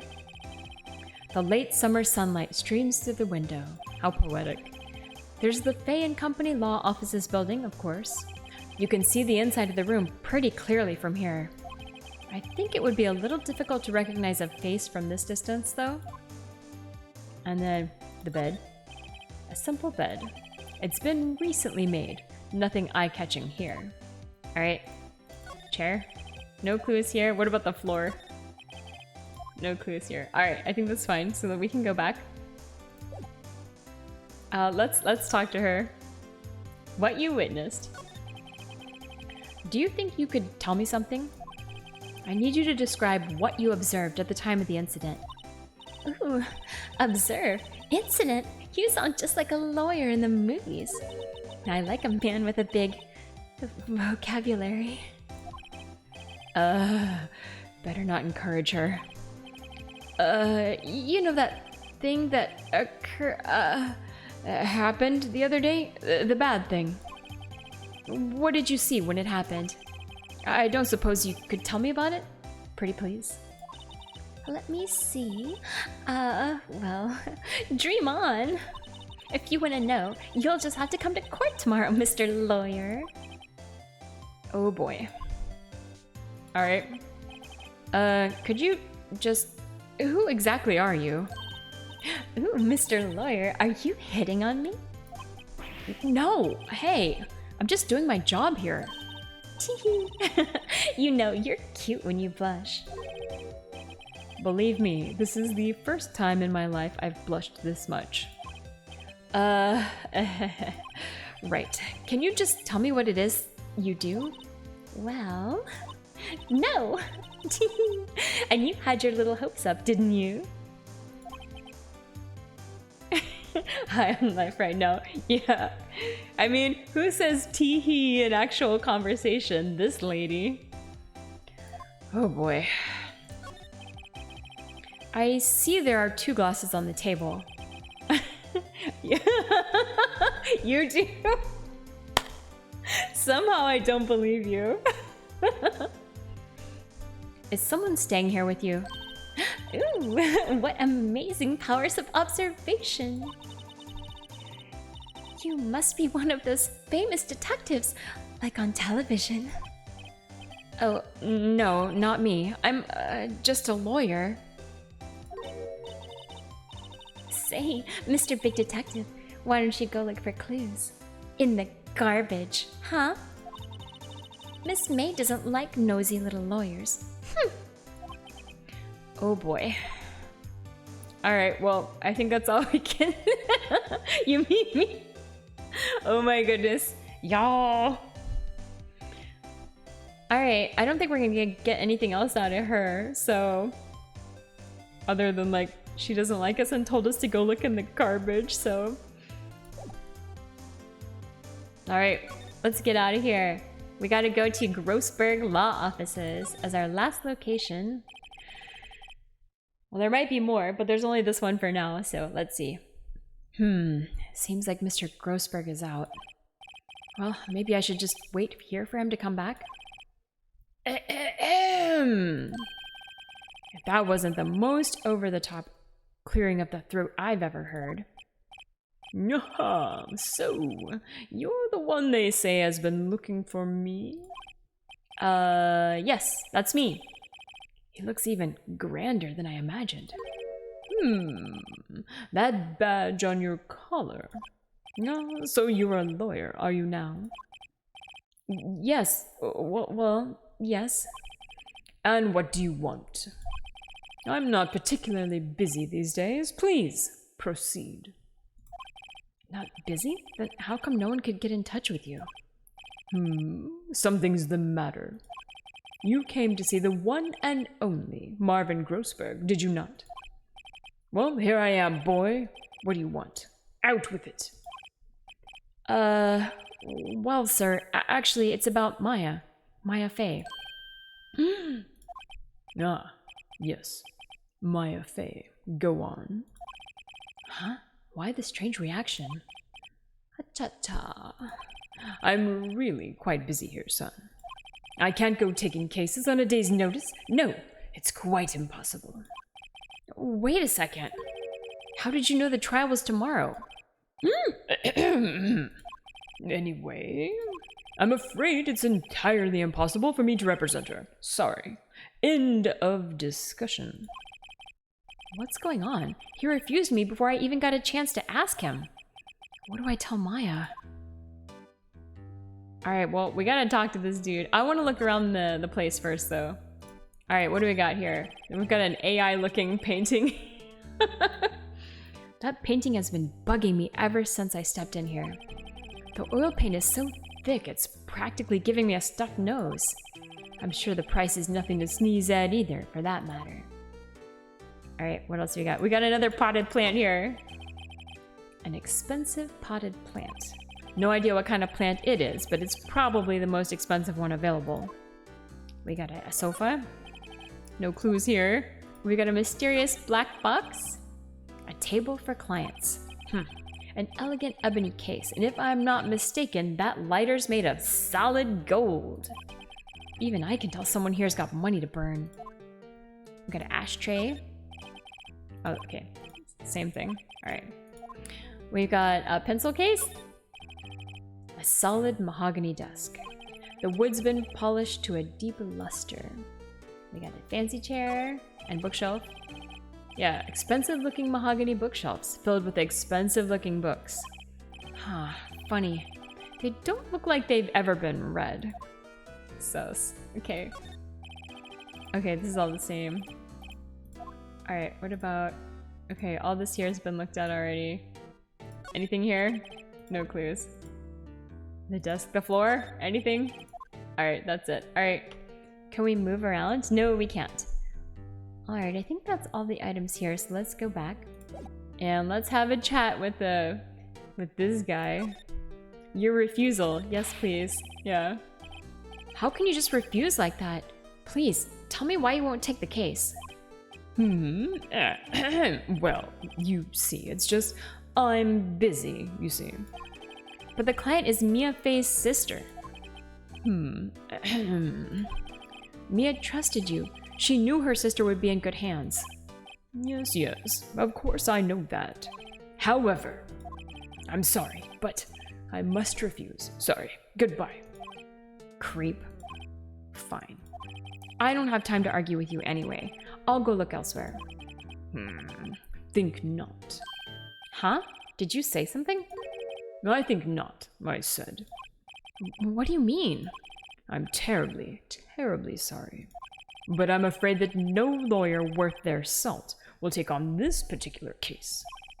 Terribly sorry, my boy. Why? I cannot say. I beg your pardon, but could you leave? Now. I've nothing more to discuss with you. What's going on here? Alright, we're not leaving yet. We gotta get some more information out of this dude. How did you know Mia Fey? She worked here a long time ago. Quite the apprentice, that one. Learned my techniques in the blink of an eye. She left one day, quite suddenly. She had a mission, you see. A mission? You could see it in her eyes.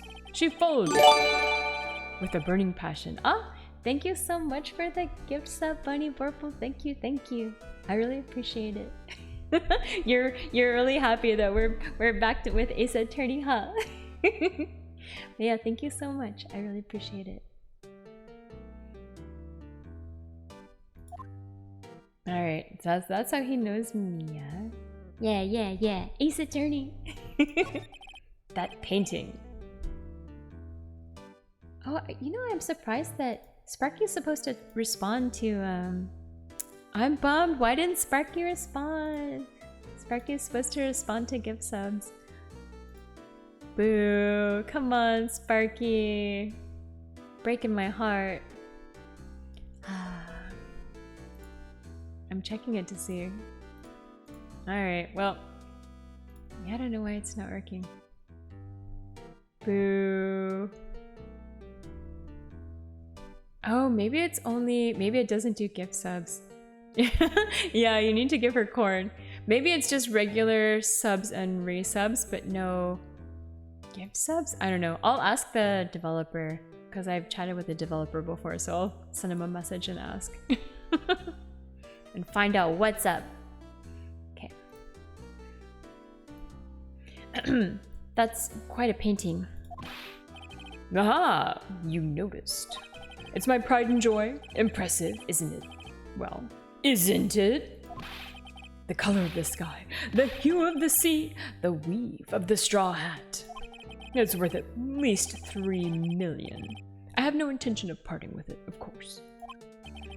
No, I won't sell it. Not even to you. I wasn't interested. It's not for sale. I'm not buying. Jeez.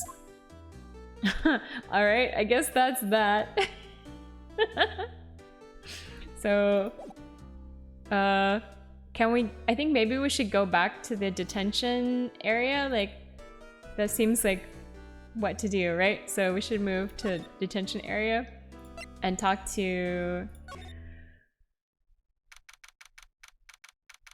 Maya again and tell her we're gonna represent her now, I guess. Hiya. Oh, you're back. Did you find the lawyer? Well, what do I tell her? Well, see, just be honest. I really don't think you should use that guy. He didn't seem healthy. He was all skin and bones. ... What really happened? You don't mean he refused to help? I see. I've been abandoned then. Aww. Oh. Let's look around here. We've got a smile for the camera. We've got Grumpy Guard. This guard monitors the visitor's room. He hasn't moved an inch. A real pro, this guy. A door? No clues here. There's bars in the window. There's like sad fluorescent lights. We've got a chair right here. Alright, it's fine. Alright, let's talk. Let's talk about your fam. What about your family? I only had my sister.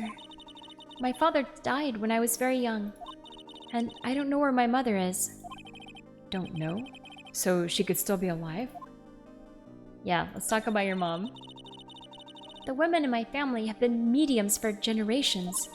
They say a lot of spiritual power runs in our blood.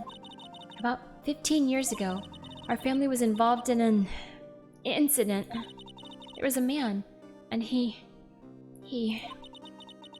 ruined our mother's life. Ruined? After that, she disappeared. Several years after that, my sister announced she would become a lawyer, and she left the mountain. So, you live by yourself? Yes, I've gotten used to it. Oh, also, I had to become independent, or I would lose my powers. I feel bad for her. All by herself up on that mountain. Alright, let's talk about your mother's enemy. So, who is this man who, ruined your mother? About 15 years ago, there was an unusual murder case. It made quite a stir. Everyone was talking about it, apparently. The police were running out of leads, and they were getting desperate. Wait, they didn't use a spirit medium, did they? The police convinced my mother to try to contact the victim.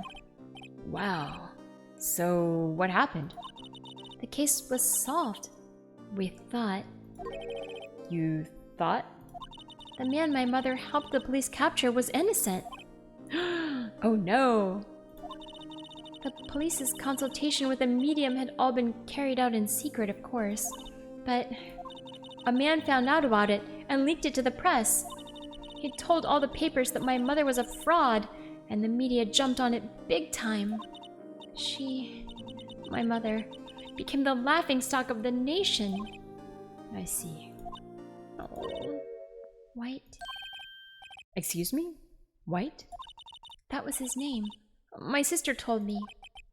White. Huh. Just a little longer now before the state-appointed lawyer comes, I guess. I'll do it. 4 p.m. Time's up. What should I do? Do I just leave her and go home? Oh, come on. We've got to defend Maya. You know it. I've made up my mind. I'm going to defend you, whether you want me to or not. Why? Why? Well, I can't abandon you. Yeah. Exactly. No one is as sad as a person without any friends. I know. I've been there a long time ago. Oh, he's having a flashback. Why did I become a lawyer in the first place?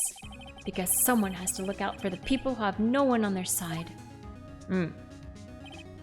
Maya, I won't abandon you. You can count on me. Oh, that's so kind of you. Yeah, let's go, let's go. Well, let's fight this one and get you out of here. Right, thank you. Phew, she smiled at last. She looks like an entirely different person. One last question. You are innocent, right? Hero, that's right. Well, we'll see, depending on if I can actually, like, get her off. Yes, and I trust you. So you trust me too, okay? It's a deal. So, what next? There's something that's been bugging me. Just what was inside that strange woman's drawer? It was when I tried to look into the drawer that she got all defensive. There has to be something in there. Alright, that's a hint. It's a hint that we have to go back to the hotel. So, let's go. Alright, we're gonna move. I don't think we have anything like to present to Maya, so hotel it is. Let's go. Ooh, there's a bellboy. Hello. Good afternoon, sir. Excuse me, you are? Ah, I beg your pardon, sir. I am the bellboy of this establishment at your service, sir. Oh, right. I have just come up to deliver room service, sir. Do you know where Miss May might be? Ah, I believe our guest, Miss May, is currently using the, facilities. If you've no need of anything, I'll be taking my leave. Please, stay as long as you like. Enjoy. Yeah. Wait, I feel like a real bellboy would not just invite random strangers into other people's hotel rooms, but alright. Wait. No. Hey! Why does it seem like every time I come here, I end up embarrassing myself? Wait, now's my chance to snoop around a bit.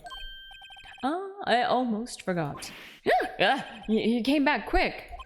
Might I ask you to inform Miss May that there is a message for her? Please tell her that Mr. White of Blue Corp found.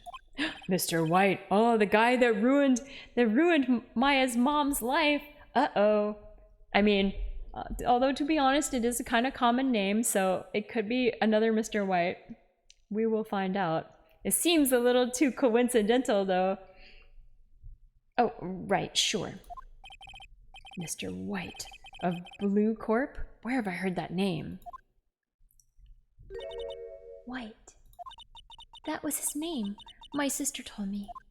Exactly. White was the name of the guy who ruined Mia and Maya's mother. Could it be a coincidence? I think not. Alright, let's see if we can look in this drawer now.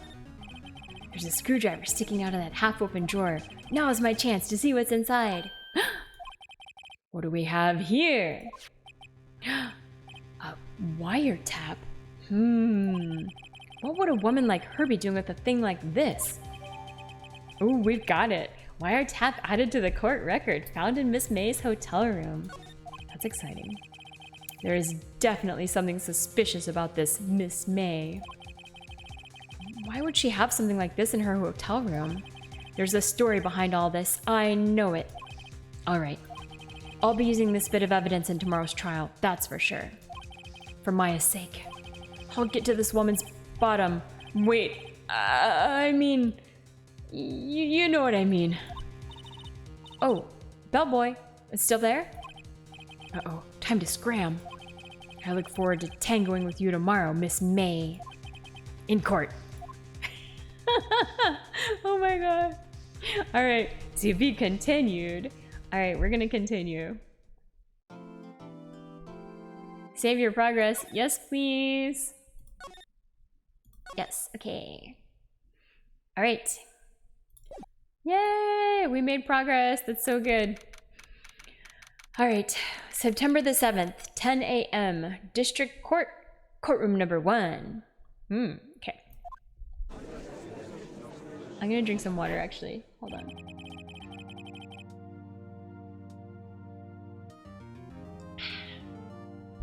Yeah. Alright. Court is now in session for the trial of Miss Maya Fey. Oh, this guy, Edgeworth. He's very fancy looking. Oh, hi Gervais, how are you doing? Whose bottom are you trying? I know. I was surprised it was a little scandalous for a game, right? Because this game was okay for kids, right? Oh, this guy. He looks very fancy. And his name's Edgeworth. Maybe he can be a fancy British guy. We need to have more accent options, so. The prosecution is ready, Your Honor. The defense is ready, Your Honor. Miles Edgeworth. I'd better not show any signs of weakness today, or he'll be on me in an instant. Mr. Edgeworth, please give the court your opening statement. Thank you, Your Honor. The defendant, Miss Maya Fey, was at the scene of the crime. The prosecution has evidence that she committed this murder. And we have a witness who saw her do it. The prosecution sees no reason to doubt the facts of this case, Your Honor. I see. Thank you, Mr. Edgeworth. Let's begin then. If we may call our first witness, Your Honor. The prosecution calls the chief officer at the scene, Detective Gumshoe. He has like a ruffly shirt, so I feel like he should be fancy. And we all know that means he should have a British accent. Because that's how it works, right? For Americans, anyway. Witness, please state your name and profession to the court. Sir, my name's Dick Gumshoe, sir. I'm the detective in charge of homicides down at the precinct, sir. Detective Gumshoe, please describe for us the details of this murder. Very well, sir. Let me use this floor map of the office to explain. Alright, here we go. The body was found by this window here. And the cause of death? Loss of blood, due to being struck by a blunt object, sir. The murder weapon was a statue of the thinker found next to the body, sir. He could be French or Italian. That's true, that's true. Although, I feel like I struggle more. Wait, maybe I could do a French one. The Italian one I feel like I completely gave up on. Maybe. He looks more like a time traveler than anything, I guess. Because like even Americans wore that kind of outfit back in like the late 1700s. It's a very like 1700-y outfit. Very like American Revolution. Or maybe shortly after, maybe like 1820s, or I don't know. I'm not a fashion expert here, but that's my guess. The murder weapon was a... Okay, we've got this part already. Let's see. It was heavy enough to be a deadly weapon, even in a girl's hands, sir. The court accepts this statue as evidence. They're still calling it a statue. Alright, we got the floor plans added to the court record. Now, detective. Yes, sir. You immediately arrested Miss Maya Fey, who was found at the scene, correct? Oh, Edgeworth is supposed to be Van Zieg's descendant. Ah, alright. So he could just be Batman. He could be Batman number 2. He could be Batman. Well, if he's supposed to be related, and he's supposed to be serious, then maybe we can switch him to having Batman accent. What do you think? Or it's not an accent, it's just a voice. We could do Batman style. Can you tell me why? Like this. That might also work. Yes, sir. I had hard evidence. She did it, sir. Batman? Alright. Batman it is. That works? Alright, alright. We'll do like Batman number 2. Oh no. Oh no, Jermaine. Alright. Detective Gumshoe. Please testify to the court about this hard evidence. Alright, witness testimony. Maya Fey's arrest. As soon as the phone call came in, I rushed to the scene. There were 2 people there already. The defendant, Miss Maya Fey, and the lawyer, Mr. Phoenix Wright. I immediately arrested Miss Maya Fey. Oh my god, there's a Batman emote. Amazing. I love it. Why? We had a witness account describing her. The witness saw Miss Maya Fey at the very moment of the murder. I'm trying to give this guy like a old-timey detective voice. I'm doing my best. More like a radio announcer voice, but you need a colder climate. Yeah, you gotta maybe Canada. The very moment, you say. Very well. Mr. Wright, you may begin your cross-examination. Yes, Your Honor. Cross-examine what? I couldn't see a single contradiction in that testimony. Whoosh. Smack! Wait, he got hit by something. Hey, Maya just threw something at me. It isn't cold enough. I knew what you meant.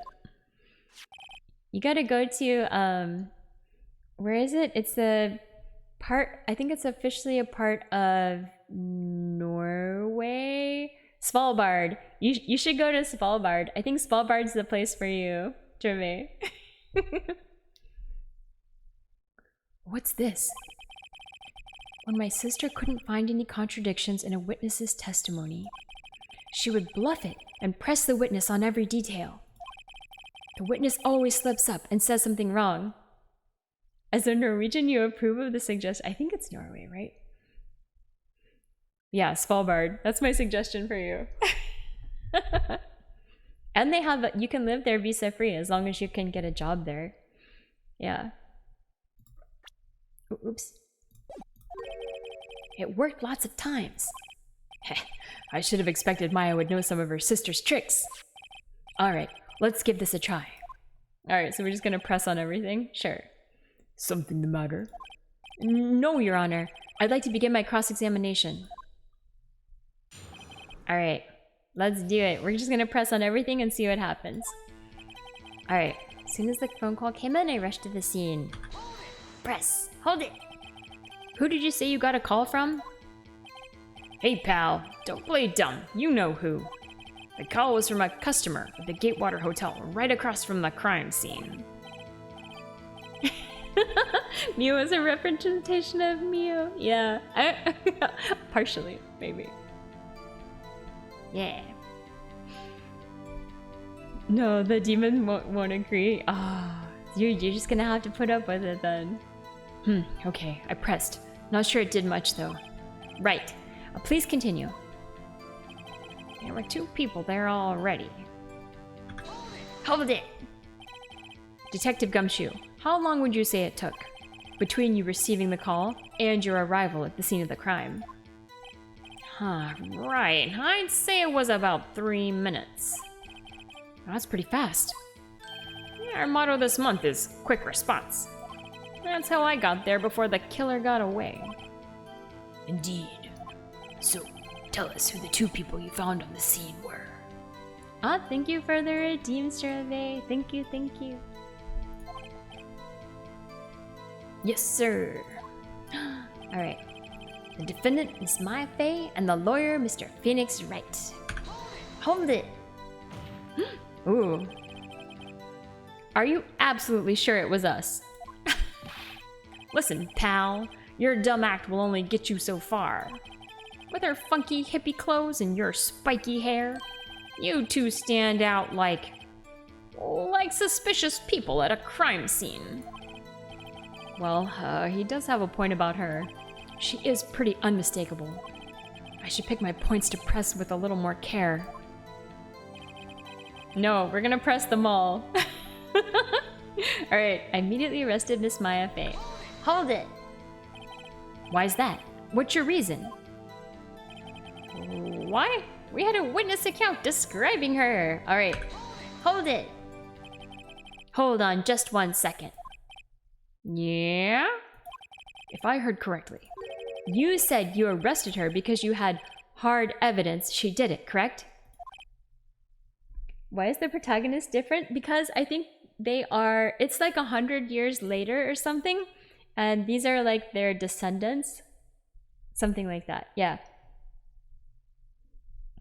So in this one, the main defense attorney is actually Phoenix Wright. And previously it was Ryunosuke Naruhodo. So yeah. Did I say that? Me? I heard you say it. You did say it. You did say it. Exactly what about this suspicious woman in pink's claim was hard evidence? What? Miss May isn't suspicious, and she sure isn't pink, pal. She's so pink. She's so pink. Yeah. Well, I guess she is pink. That's enough, Detective Gumshoe. Do you have any more solid proof other than her claims, Detective? I guess pressing can have its advantages. Its advantages, oops. Yes. Yeah. Sorry, I got the order of things mixed up in my testimony, Your Honor, sir. There was something I should have told you about first, Your Honor. Very well, Detective. Let's hear your testimony again. Ooh, alright, alright. Hard evidence. Okay, let's see what we got here. After securing the suspect, I examined the scene of the crime with my own eyes. I found a memo written on a piece of paper next to the victim's body. On it, the word Maya was written clearly in blood. Lab test results showed that the blood was the victim's. Also, there was blood found on the victim's finger. Before she died, the victim wrote the killer's name. No. How do we know that it's the killer? I don't think so at all. How do you like that? That's my hard evidence. What is the ostensible location of the court? That is a good question. I think it's going to be New York because we know that based on the previous case and how like it was decided by the time difference being like 9 hours from Paris. So I think that should be East Coast, right? So it's East Coast somewhere. I think I'm gonna guess New York, but I have no idea. But it's the USA, I think. Should be.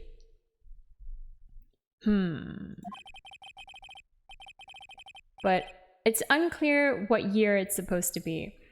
I'm guessing it's supposed to be like modern day, quote unquote, but also this game came out in 2001, so not exactly modern day. Yeah. It's originally a 3DS game, I think. Before we begin cross-examination, I have a question for you, detective. I'm trying to make him I'm trying to make him like kind of an old-timey detective, because he was like saying like see, so I was like, okay. He does kind of have a mobster look though. Your Honor, why didn't you testify about this vital piece of evidence the first time? I know. I'm real embarrassed I forgot about it, Your Honor, sir. Try to be more careful. Very well. The defense may begin its cross-examination. Alright, let's see what we got. Hard evidence. I'm gonna keep doing the pressing, because that's what I've learned to do. Alright, examine the scene with my own eyes. Alright.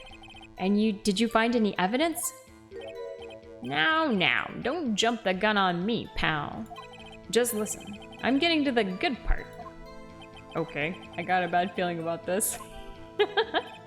Alright, found a memo. Alright, we'll press on this one as well. Just because you found it next to the body doesn't mean the victim wrote it. Okay, Gervais, no worries. Thank you for coming by. Ho ho! Then who did write it, smarty pants? Who? Maybe the killer? I don't know. Does it really matter? I'm gonna say the killer. Yo mama! Yeah, thank you, Gervais. I wish there was a you could fill in the blank option. I would definitely put yo mama. The killer! Anyone can see that. Oh. You're saying the killer wrote her own name? Buddy, please. She was framed. Oh man. Hold on. If that's the case, where's your evidence? Ha! I guess that was a bit of a tall order for you. Those without evidence shouldn't open their mouths, Mr. Wright. Yeah, pal. Well, detective, tell us what was written on that memo you found. Alright. On it, the word Maya is written clearly in blood. Alright. Do you have proof it was Mia who wrote that? It's easy to get them confused, Maya and Mia. Yeah, of course I do, pal. Uh-oh, he sounded pretty confident. This might not be good. Alright, actually, I also want to look... Oh. I want to look at our evidence to see what we have for presenting. Because, like, I feel like we usually want to present certain things, right? But I'm just going to use this to look and see what we have. We've got autopsy report, death was instantaneous, single blunt force trauma. Wait. Okay, hold on. I think we're gonna have to use this, but I don't know if we're going to use it yet. Because if death was instantaneous, then she couldn't have written the note, right? Right? Okay, I'm saving this. But I'm not sure which, like, to present it on yet. We've got the cell phone between the chief and Maya. Random glass shards, the murder weapon, a wiretap. This is like the receipt thing here. And then the floor plans, which we can look at here. Okay. This will probably be useful later. Okay, we'll go back. For now, we'll press. Hold it! What kind of tests were these again? Huh? What kind? Why is the receipt written in blood? Well, no, the blood was written on the receipt. Hello, Aries, how are you doing? Oh, well... I hear they take the little bits in the blood. The hemoglobins?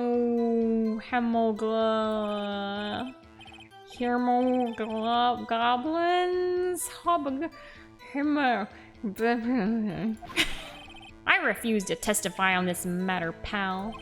I'm no expert on blood tests. Yes, that was quite clear. You may continue with your testimony. Thanks, pal. I mean, Your Honor, sir. Detective Gumshoe. Yeah?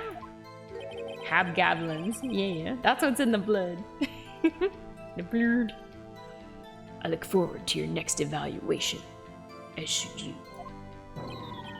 Oh, that was a mess. Right, where was I? Also, there was blood found on the victim's finger. Alright, hold it. On which hand was the bloody finger, Detective?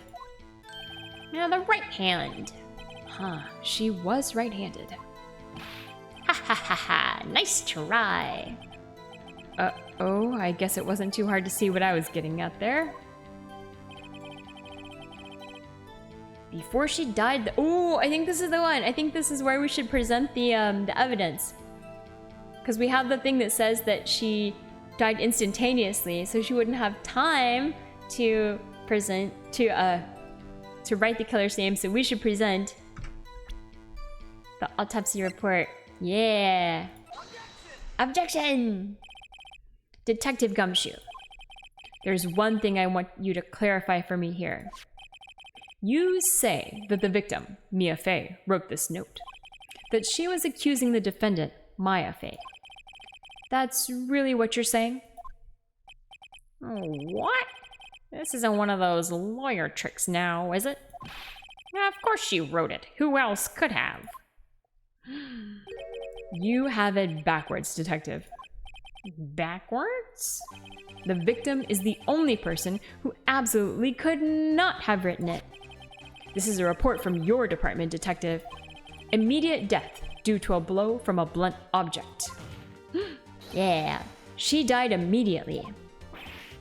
But no butting your way out of this one, Detective. Yeah, look at everyone shaking their heads. They're all like, nope, nope, nope. Order, order. The defense has a point. Someone who died immediately wouldn't have had the time to write anything down. Mr. Wright, I beg your pardon, but when exactly did you obtain that autopsy report? When? Oh, I forget. Wait. It wasn't the day of the murder. I don't remember. Do you guys remember when we got it? It was one of the first things we got, but when did we get it? I don't want to say I forget. Maybe it was the day after the murder? Oh, you know what? I don't know. You remember? No. Alright, I'm gonna say the day after. I think it was the day after. I think we got it when we went back to the office, right? Maybe? We'll see. It was the day after the murder. Because I just went home, and then I was like, just worried, and then... Oh, I'm not sure though. Oh. The prosecution's point being... Ooh, uh-oh. That autopsy report is outdated, Your Honor. What? A second autopsy was performed yesterday at my request. Death was almost immediate due to a blow from a blunt object. But there is a possibility the victim lived for several minutes after the blow. I received these results this morning. No way! Your Honor, it's quite easy to imagine that the victim did have time to write Maya. Yeah, I think maybe it didn't matter. Just making me feel like I was participating in this story. For what? For what? That is all. I see. Damn you, Edgeworth. I should have known you'd have something up your sleeve. Ah. Why, Mr. Wright? You look shocked. Something you want to say? Is there anything I want to say? Should I see the detectives as sham? Or should I be like argumentative? Should I be mean to Edgeworth? Yeah. No, I can see the detective sucks because I don't like him. I'm not a sham though. It's not me. It ain't me. Detective Gumshoe, you're a sham. How could you give me a faulty report? Huh? I thought. Detective Gumshoe. I'm disappointed in you, handing him the wrong report like that. I'm sorry, sir. You are at fault, Detective. This isn't going to look good on your evaluation next month. What? Your Honor, I submit this report to the court. Understood. The court accepts the evidence. Alright, we got an updated autopsy report now. May have lived for a few minutes after being hit. Well, Your Honor, the evidence strongly suggests the victim was identifying the killer. I suppose that's the obvious conclusion, yes. Is he taking a bow? My god. Yeah, and Edgeworth decided not to submit the new one until just now. Sus, for sure. Darn, this isn't good. The prosecution would like to call its next witness. This poor, innocent girl saw the murder with her own eyes. Alright, we've got April May, the Nyan Cat, coming up. Let the witness, Miss April May, take the stand. I knew it. Exactly what part of her is innocent? Look at her. Look at her with this Nyan Cat pose.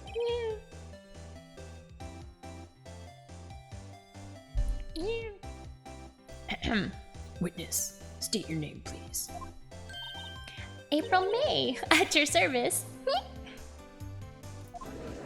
Oh my god, look at her. Yeah. Order! An introduction should not require any reaction from the crowd. The witness will refrain from wanton winking. Aww. Yes, Your Honor. This is not good. Yeah, she is a boomerang. She's already captured the heart of every man in this courtroom. What? Tell us, where were you on the night of September the 5th when the murder occurred? Gee, I was like in my hotel room. I checked in right after lunch. And this hotel is directly across from the Fay and Company law offices. That's right, big boy. Please testify to the court about what you saw. I can't believe she said big boy. Good god. Witness's account.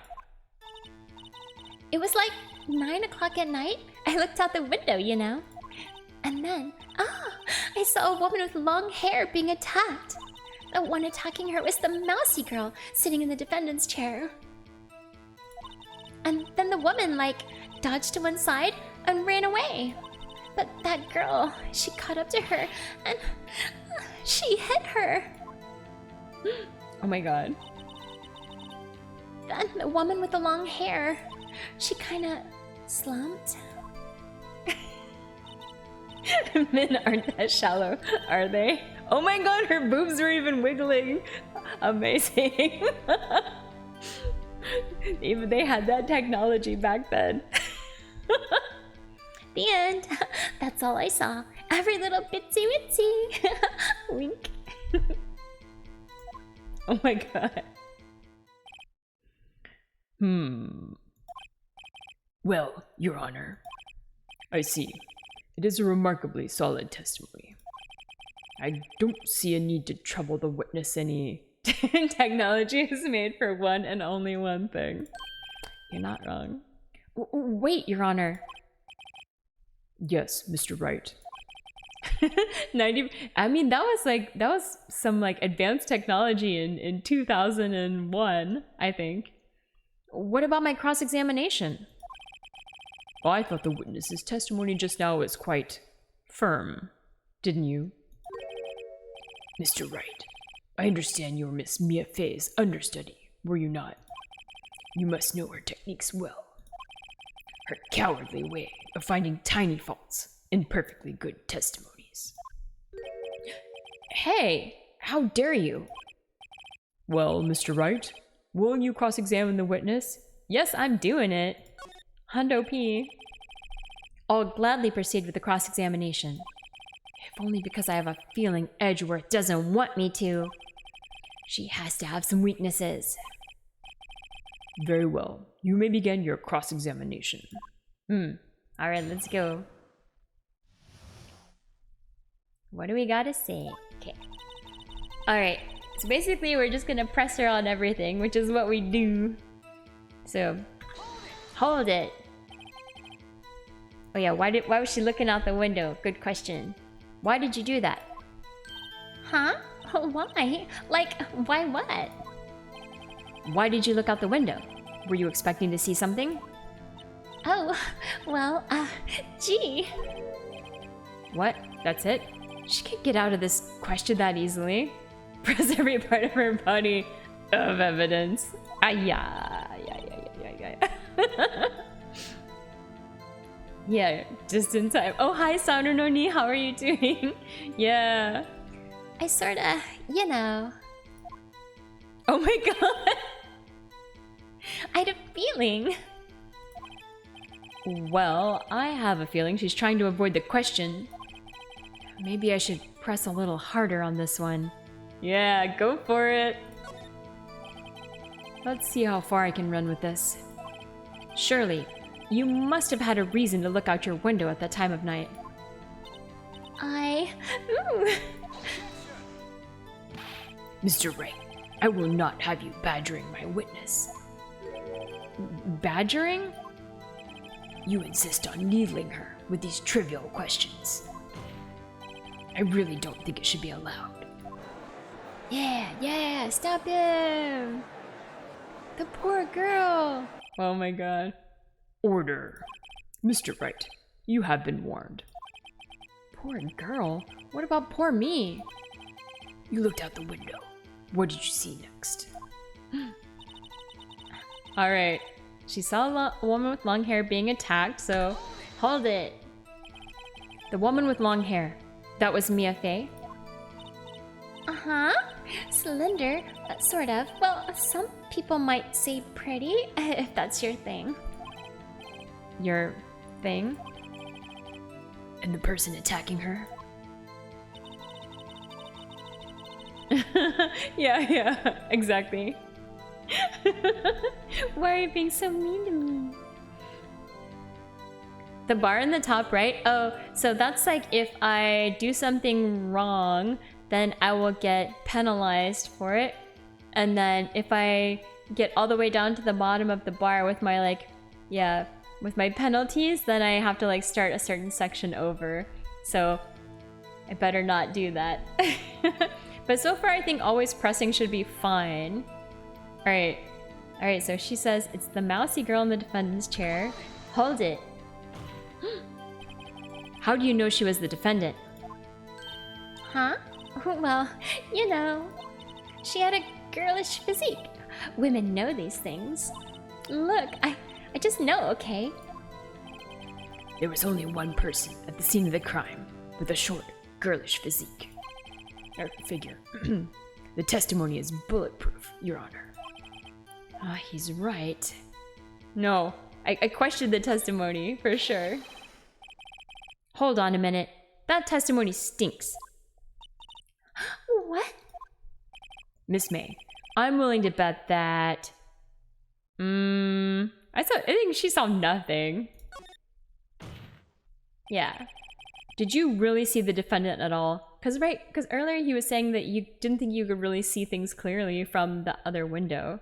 So...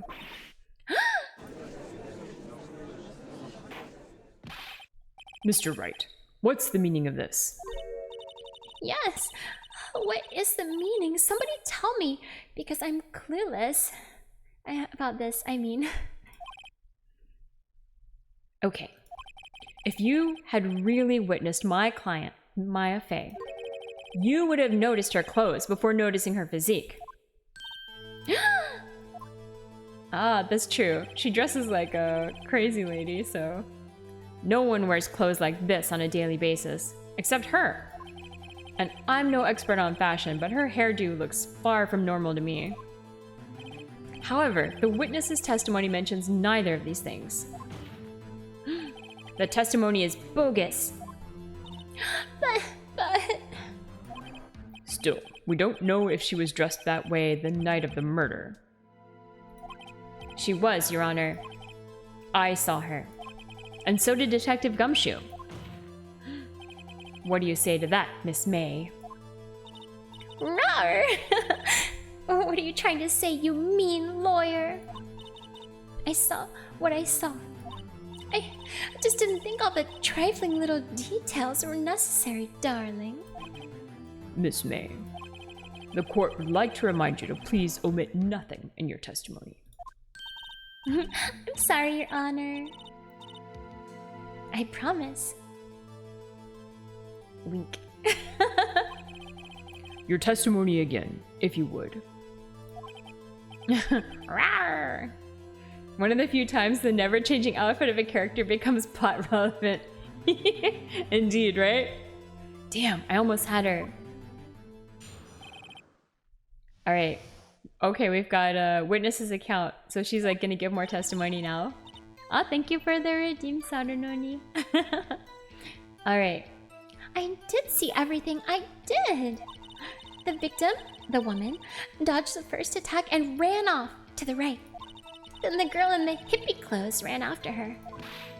And she hit her with that weapon. I saw it. I did. That clock. That kind of statuette clock.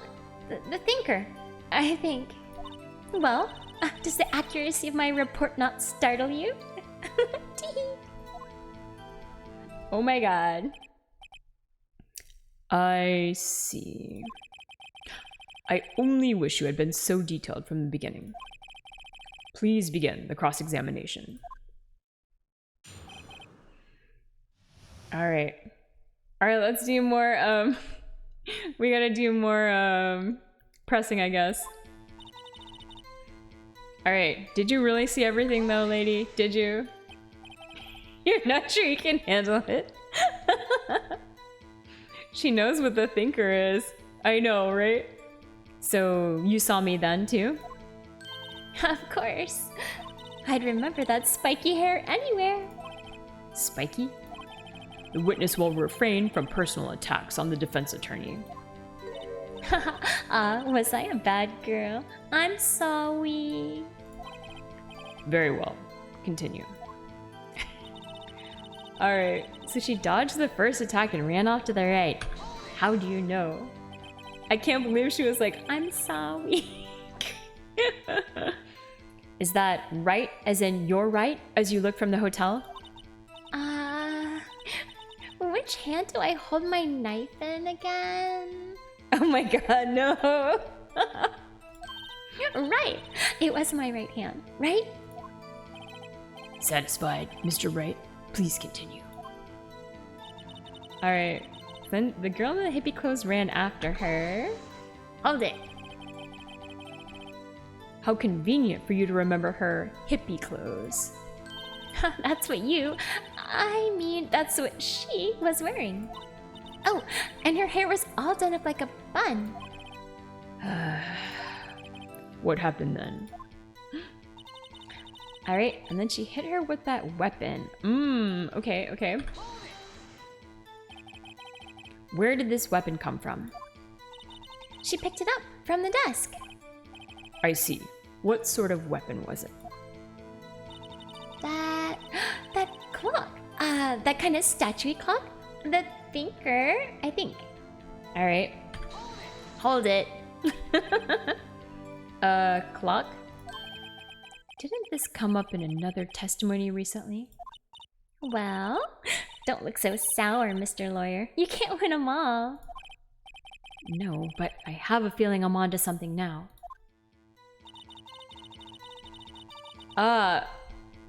Okay. Wait. How does she know this is a clock? Right? If she just saw it from across, unless she was like in the other I don't think she was in the previous case, so she would have just seen like a statue, right? Okay, so we should present. Can we present it? We can try. We can try. This is early days, so I think this is promising. And plus, it was like giving us hints that we should do something with this. So, Miss May, what you said just now was quite revealing. revealing. Ooh, you'd like that, wouldn't you? Naughty Mr. Lawyer. You just said that this statue of the Thinker was a clock. But there's no way of knowing that just by looking at it. Another person in much the same position as you recently called this a clock, too. And he was found guilty of murder. Oh my god. Order! Order! Miss May, can you explain how you know this was a clock? I'm glad that you missed me, hopeless salaryman. I'm happy to be back.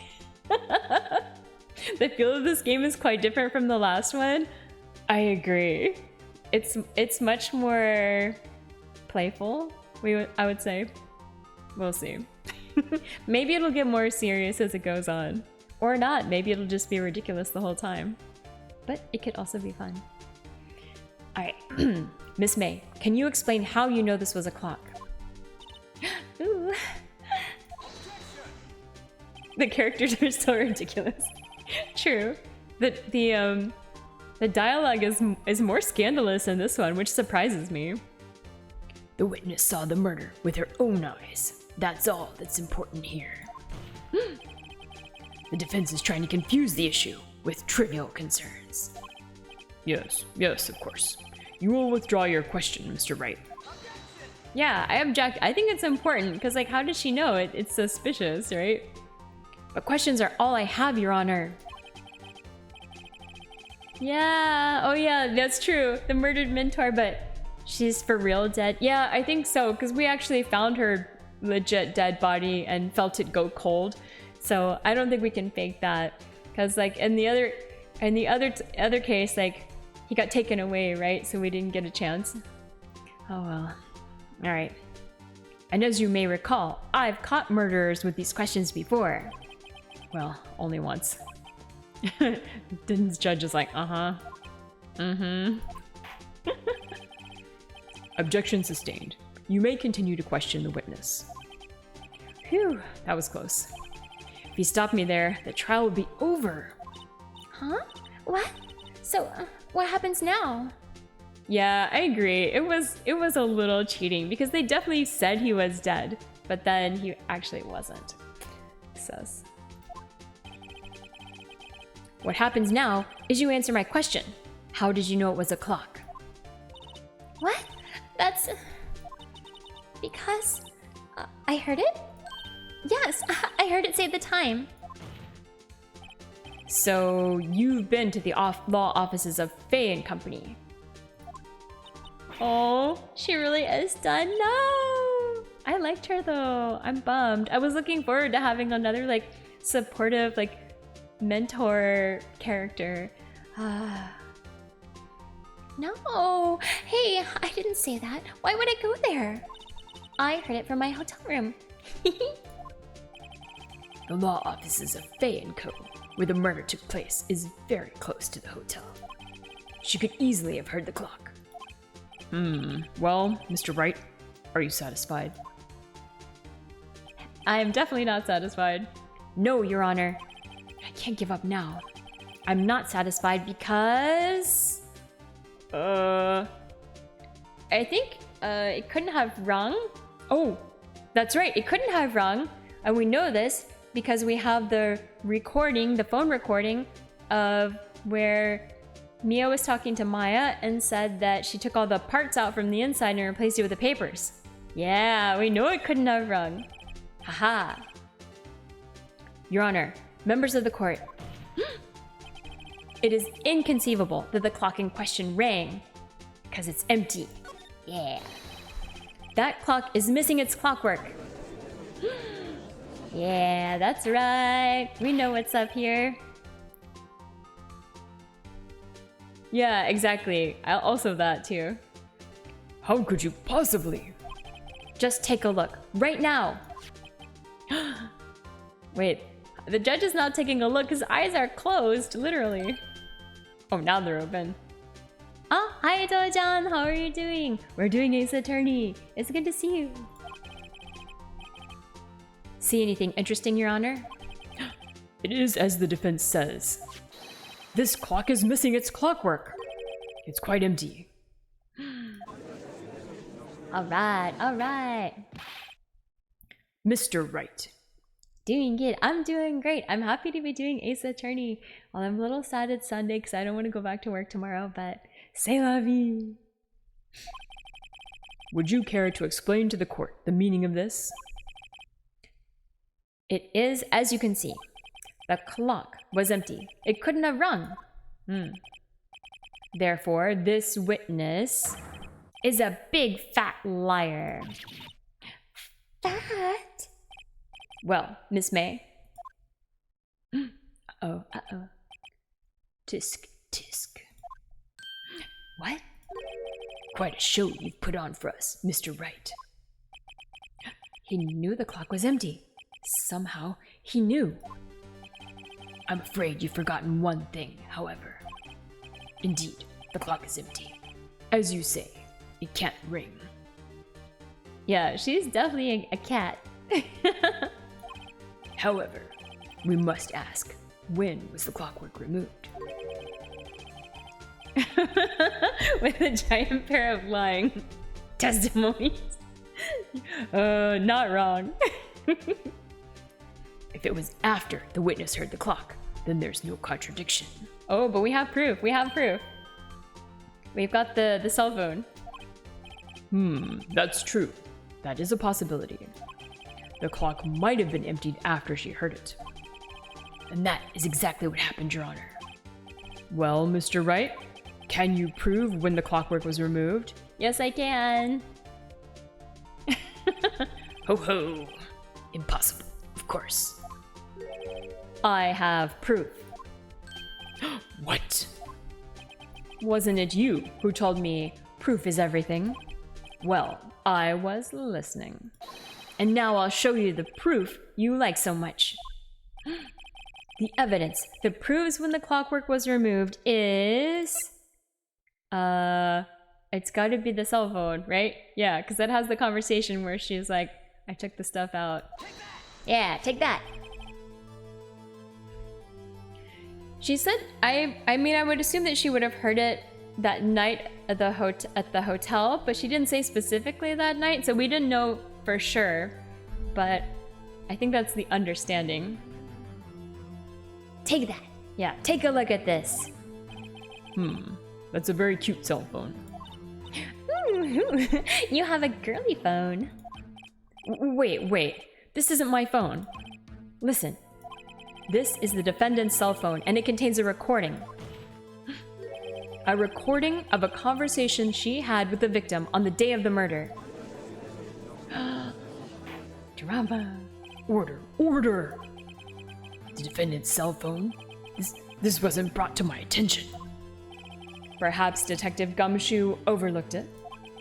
The good detective better remember he's up for evaluation soon. Yeah, you've only mentioned it like 3 times already, Edgeworth. I gotta say, I'm starting to feel bad for the big fella. Let's hear the conversation. Here it is. Beep. So you just want me to hold on to the thinker for you then? If you could. Ah, I should probably tell you, the clock isn't talking right now. huh? It's not working. That's lame. I had to take the clockwork out. Sorry. There we go. September 5th, 9:27 a.m. Your Honor. So we know that was the morning of the murder. I think this makes it clear the clockwork was already gone by the time this was recorded. Which was well before the witness even arrived at her hotel. Well, Miss May, would you care to explain this to the court? Just how did you know that weapon was a clock? Yeah, gotcha!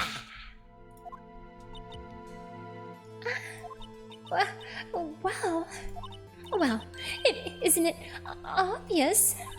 I saw that clock before. What store was that again? I go to so many. Oops, I forgot. Wink. So the witness had seen it before. That would make sense. No, it's not at a store, okay? Does the defense have any objections, Mr. Wright? Thank you for the winker, Team Saranoni. Nice. Yeah, of course. Yeah, we object. The witness claims she had seen it before, but this directly contradicts a piece of evidence already submitted to this court. Well then, let's see it. Please produce this evidence that will prove the witness had not seen the clock before. Not this, not this, not this, not this. I mean, well, okay, we can just present this. No objections, you believe her. Blinded by, her large commitment to the truth. Yeah, alright. I think this has got to be it. There's nothing else, so. And in the details here, it says that it's, Am I winking at the judge too? Say it ain't so. No, never, never. It's simple. This clock was never in any store, ever. What? A friend of mine made that clock. Only 2 exist in the world, and the one that isn't here is in police custody. Impossible. Everything is sold in stores. Miss May, I think it's high time you went shopping for a better excuse. Oh, excuse is not on sale today.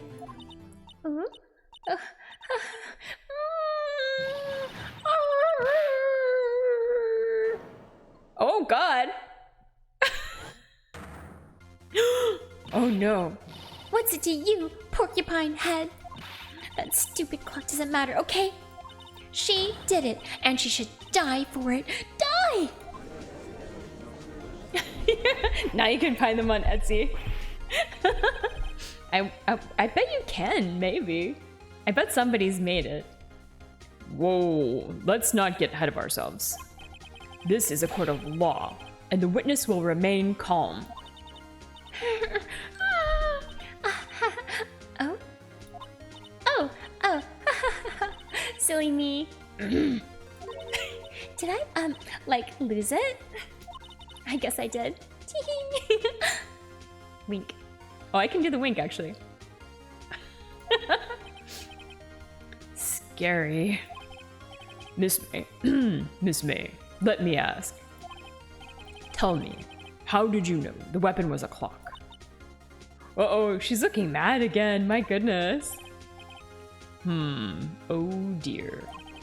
Does the defense have an opinion on this behavior? Okay, this is it. Yes, Your Honor. Allow me to explain how I see the truth of the matter. Miss April May, you knew the weapon was a clock because...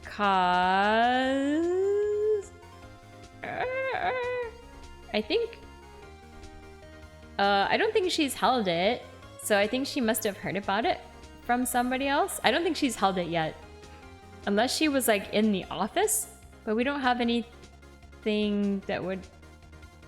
I'm just gonna say you heard about it. The witness had never held the clock in her hand. However, she had heard that it was a clock. She heard? That is correct, Your Honor. There's no other way she could have known the thinker was a clock. Maybe she talked to... I don't know. Yeah. Oh, and I can show you the proof. I can? Uh-oh. I should look at the evidence again. Well, this is interesting. Let's see it then. Show me evidence proving that the witness had heard the murder weapon. Oh, wait a second. Yep, here we go. This is what it is. It has to be. She was spying, so she was there for nefarious reasons. Ooh. All right. Take that. Have a look at this. Ooh, that? I found this in Miss May's room. Mr. Wright, please explain to the court what this is. Miss April May, you were tapping the victim, Miss Mia Fey's phone, were you not? Ooh. Objection! Ooh. Your Honor, this is irrelevant. I'm not entirely sure that it is. Objection overruled. It troubles me that our witness was in possession of a wiretap. This is outrageous. Does the defense truly claim that the witness was tapping her phone? Absolutely. Even if that was the case, which it's not, you still have to prove one thing. Yeah, just serious mode on. Did the victim ever say that the weapon was a clock on the phone? Post-cat clarity. Oh my god. Can you prove that? I think not. Oh yeah, I think I can. It's simple. What? I mean, I think she says it in like the phone, right? The conversation. Here's my proof. The proof that the victim said on the phone that the weapon was a clock is... Right? I mean, it's just here, right? In the conversation? I think so. I think so. I present the defendant's cell phone. Yes, we've seen that. Listen once more to the conversation between the defendant and the victim. All right. Someone made a 3D printing model of it. Amazing. So someone could make it even if someone hasn't actually made it. That is pretty great. All right, what do we got here? Do we want to make sure it says that it's a clock? I think so, because they actually said... All right, let's check it out. Hold on to me again. What's it this time? It's a clock. Okay, yep. She straight up says it's a clock. Okay. It's made to look like that statue, the thinker, and it tells you the time. Yeah. All right. Miss April May, you used a wiretap to listen to this conversation. That's how you knew the thinker was a clock. Am I wrong? Objection! Oh my goodness. Your Honor, this is ridiculous. Ooh, okay. Your Honor, look at the witness's face. Does she seem amused to you? I mean, the defense demands an answer.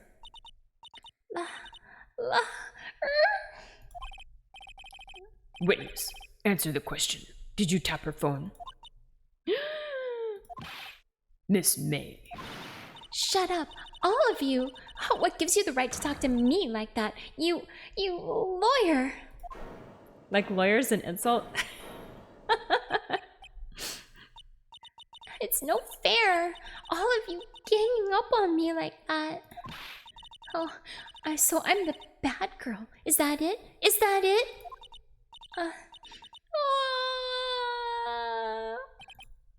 That did it.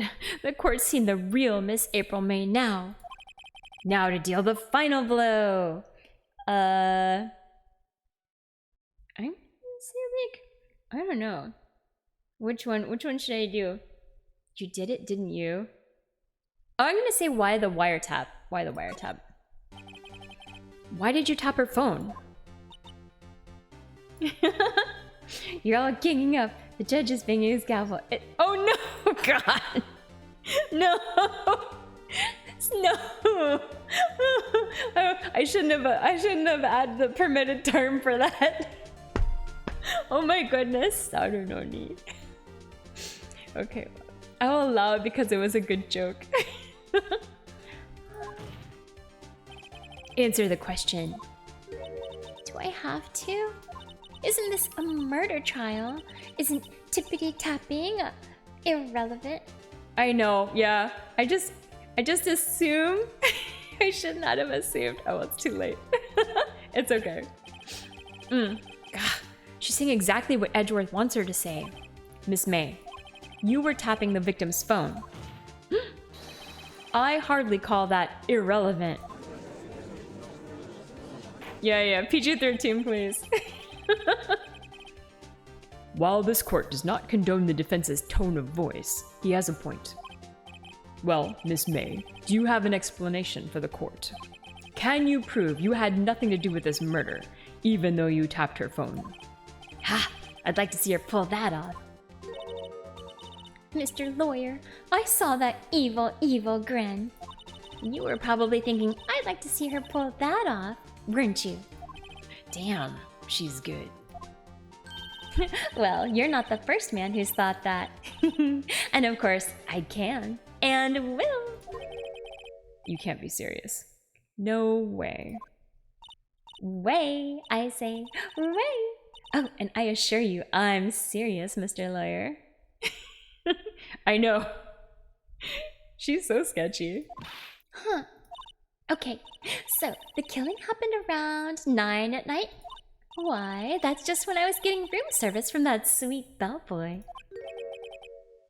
Room service? Yeah, there's so many innuendos. Good lord, this girl. Iced coffee? I believe it was. Iced coffee, you know, like normal coffee, but cold. If you don't drink it quick, the ice melts, and then you have regular cold coffee. Iced coffee. Think I'm making this up? Ask the bellboy. Wink. Ergo, the witness was not on the scene at the time of the murder. It's so good. It's so ridiculous. It's crazy. So, where does that leave us? It is my great displeasure to inform you that the witness appears to have been tapping the victim's cell phone, or telephone. However, that is a separate crime with no bearing on the current case whatsoever. Her testimony stands. She saw the defendant, Maya Fey, commit murder. No, they're gonna just let her walk away? There's no way I can win this unless I tie Miss May to the murder somehow. Well, does the defense have anything to say? Well, come on, think of something. I think we should call the bellboy, maybe? I don't know. Okay, we'll call the bellboy. The defense would like to call the hotel bellboy as a witness. There's something suspicious here, and I'm going to get to the bottom of it. I think you've sunk in quite low enough already. I object to calling the bellboy. Alright, this seems like it was a good decision. Why? What's your reason? Because I hold that the wiretapping had nothing to do with the killing. However, if you agree to one condition, I'll consent to calling this witness. Condition? If Miss April May's alibi is not called into question after you examine the bellboy, then you will recognize that Miss April May is not the killer. Thus, she is innocent. And thereby, you must also accept the verdict of guilty for Miss Maya Fey. That is my condition. What? Ooh, so we better not mess up, okay. I better find something suspicious in that bellboy's testimony. Otherwise, Maya will be declared guilty on the spot. Yeah, we knew from the opening cutscene that she's not the killer anyway. Yeah, it's true. What should I do? I mean, I don't think we can give up. Giving up is no good, so we have to accept the condition. Alright, I've got nothing to lose. Except for, well, everything. Understood. I accept your condition. Fool. You fell right into my trap. Uh-oh. Woo! Very well. The court calls the hotel bellboy to the stand. Ooh. Alright. I believe we're ready for the witness to testify. He certainly does look like a bellboy. Yeah, now the hard part. Oh, he brought like tea and cookies with him. Amazing. Yes, sir. I received your summons in the middle of work, sir. I'm happy to be of service. That tea set looks rather heavy, so without further ado, Yeah, he brought enough for the whole class. the witness may begin his testimony. Very good, sir. Alright, Miss May's room service. I think after this section we're gonna need to stop because I have to go to bed, but we'll do this section. Alright. I am the head bellboy at the fine Gatewater Hotel, in business for 4 generations. I believe I received a call after 8 in the evening from our guest, Miss May. She asked for an iced coffee to be brought to her at 9 o'clock on the dot, sir. I brought it to her at precisely the requested time, of course. Man, look where his eyes are. And I delivered the iced coffee to our guest, Miss May herself. I see. The defense may begin its cross-examination. Right. I'm ready. I hope. This is it. If I can't prove Miss May was involved with the murder now, Maya would be finished. I'm suspicious that why did he bring her the coffee at exactly 9? And she's like, I called him at like 8 and told him to bring it at 9. Sus. Alright. Basically, we're gonna do what we usually do and just press on everything. Yeah, very sus, right? Alright. Tell me about your job here. Yeah, what exactly is it you do at the hotel? Why, anything required of me, sir. I check in guests, I check out guests. I clean rooms, I make beds. I even deliver room service, sir. I checked Miss May in personally. Are you always so prim? Mr. Wright, you will refrain from asking frivolous questions. Alright, I believe I received a call after 8 in the evening. Alright. So professional. Are you sure it was Miss May on the phone? Absolutely, sir. How can you be so certain? I checked Miss May in personally, sir. Not only did I see her in all her stunning radiance, but I also heard her voice. And then I saw them, and I... The point being, I remembered her quite well, sir. Yes, what then? Oh man. Alright, she asked for an iced coffee to be brought at 9 on the dot. Alright. Press. 9 on the dot, you say? Uh-huh. Yep. Yes, I confirmed that detail several times. She was watching a program on the TV and wished to drink after she finished, sir. 9 o'clock. The time of the murder. Alright. I brought it to her at precisely the requested time, of course. Alright. Precisely 9 o'clock then? Precisely, exactly, and most definitely, sir. 9 o'clock p.m. How can you be so sure? Miss May was quite insistent that it be brought then. Oh, bellboy. I'd like iced coffee at exactly 9 o'clock. Something like that, sir. Therefore, I knocked on her door at the crack of 9 o'clock, sir. Why would she be so particular about the time? Alright, we've got a... Alright, I delivered the iced coffee to our guest, Miss May herself. Alright, hold it! Are you sure it was Miss April May herself? Absolutely, sir. Absolutely? Yes, sir. As in, so very absolutely, sir. It's an endearing mannerism of mine. How come you're so very certain? Well, when I brought the room service, sir, the guest, sir, favored me with an embarrasser. No, embrasser? Embrasser. Oh. So she hugged him. I was trying to read it as a random whatever English word made sense. I think he means a hug. I never forget her bubbly personality.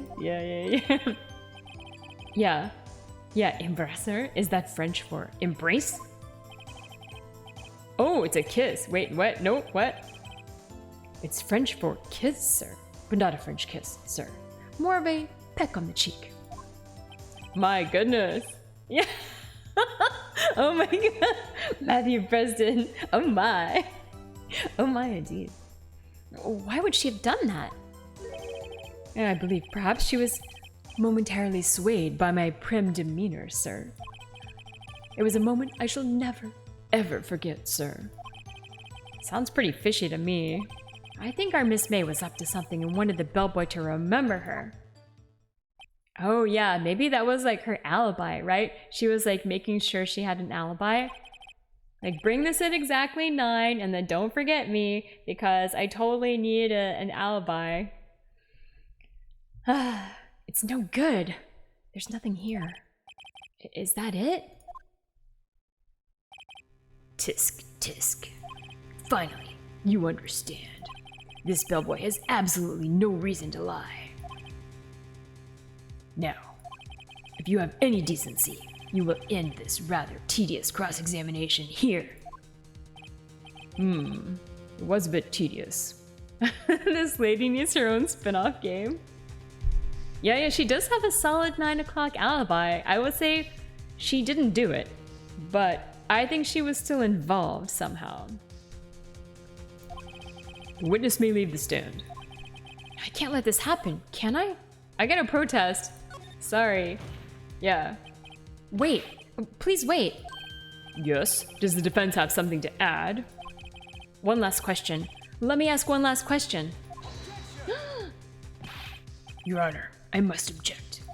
This charade of justice has gone on long enough. Now, Mr. Edgeworth. All right, Mr. Wright, I'll give you one more question. That's all. Okay. This is really it now. This is my last chance. What do I ask him about? Ooh, what do I ask him about? Rooms, bed making? I don't think this is... I'm gonna ask him about room service, I guess? Seems most relevant. Tell me again about room service. Again, sir. At exactly 9 o'clock, I delivered room service to Miss May in room 303. No check-in? Too late. I could have asked about the bed making, maybe. Yeah, exactly. The guest had requested iced coffee. $18 was the charge, as I recall. $18 for iced coffee in 2001? Holy moly. I see. $18? Doesn't that seem a bit expensive? Yeah, exactly. Yes, well, iced coffee for 2, you know. And we don't skimp on the ice, sir. Ooh, for 2. What? What did he say? Exactly. Dun dun dun. What did you say? Rather, quite. Bellboy, tell us the truth now. Was someone else staying in Miss May's room? I object. That was objectionable. Judge says, Objection overruled. The witness will answer the question. Yes, I see. Why did you not mention this in your testimony? Well, sir, you didn't ask. Nice try. That's the sort of thing you're normally supposed to mention. Yes, quite. Indeed. It was the, good barrister there, Mr. Edgeworth, who... He asked me not to mention it if I wasn't specifically asked, sir. What? Yeah, I object. On what grounds? On the grounds that it's devastating to my case. Indeed. I got you on the ropes, Edgeworth. Oof. You fool. I've done it. I've won. Wait, I don't think we've won. I think all this is like, we just haven't lost like where we had to admit to like, admit defeat, I think. Miss April May checked into a twin room with a man, correct? Yes, sir. Then when you brought them room service, you didn't see that man in the room? That's right, sir. Yeah, small win, small win. Oh wait, maybe the man was the murderer. Ah. Had to ask about the check. Oh, yeah, maybe I would have. I don't know. I wonder which one was better. This one seemed to be fine though. Your Honor, we have just learned of another person involved who may have been the murderer. In light of this new fact, I hold that it's impossible to judge the defendant. Wouldn't you agree, Mr. Edgeworth? And who, Mr. Wright? Who is this other person? Simple. It was the man with Miss May? It has to be. Yeah. It's an unknown person, right? Exactly. The man who checked in with Miss May. Yeah, maybe I should have asked about the check-in. Too late. Hopefully, this seems like it's going well though, so it should be okay. Ugh. Your Honor, as has been previously revealed, Miss April May was tapping the victim's phone. Yet, Miss May herself has an alibi at the time of the murder. However, that does not clear the man that was with her. The bellboy saw no one else in the room at the time of the murder. My, what a convenient little setup. But it's too late.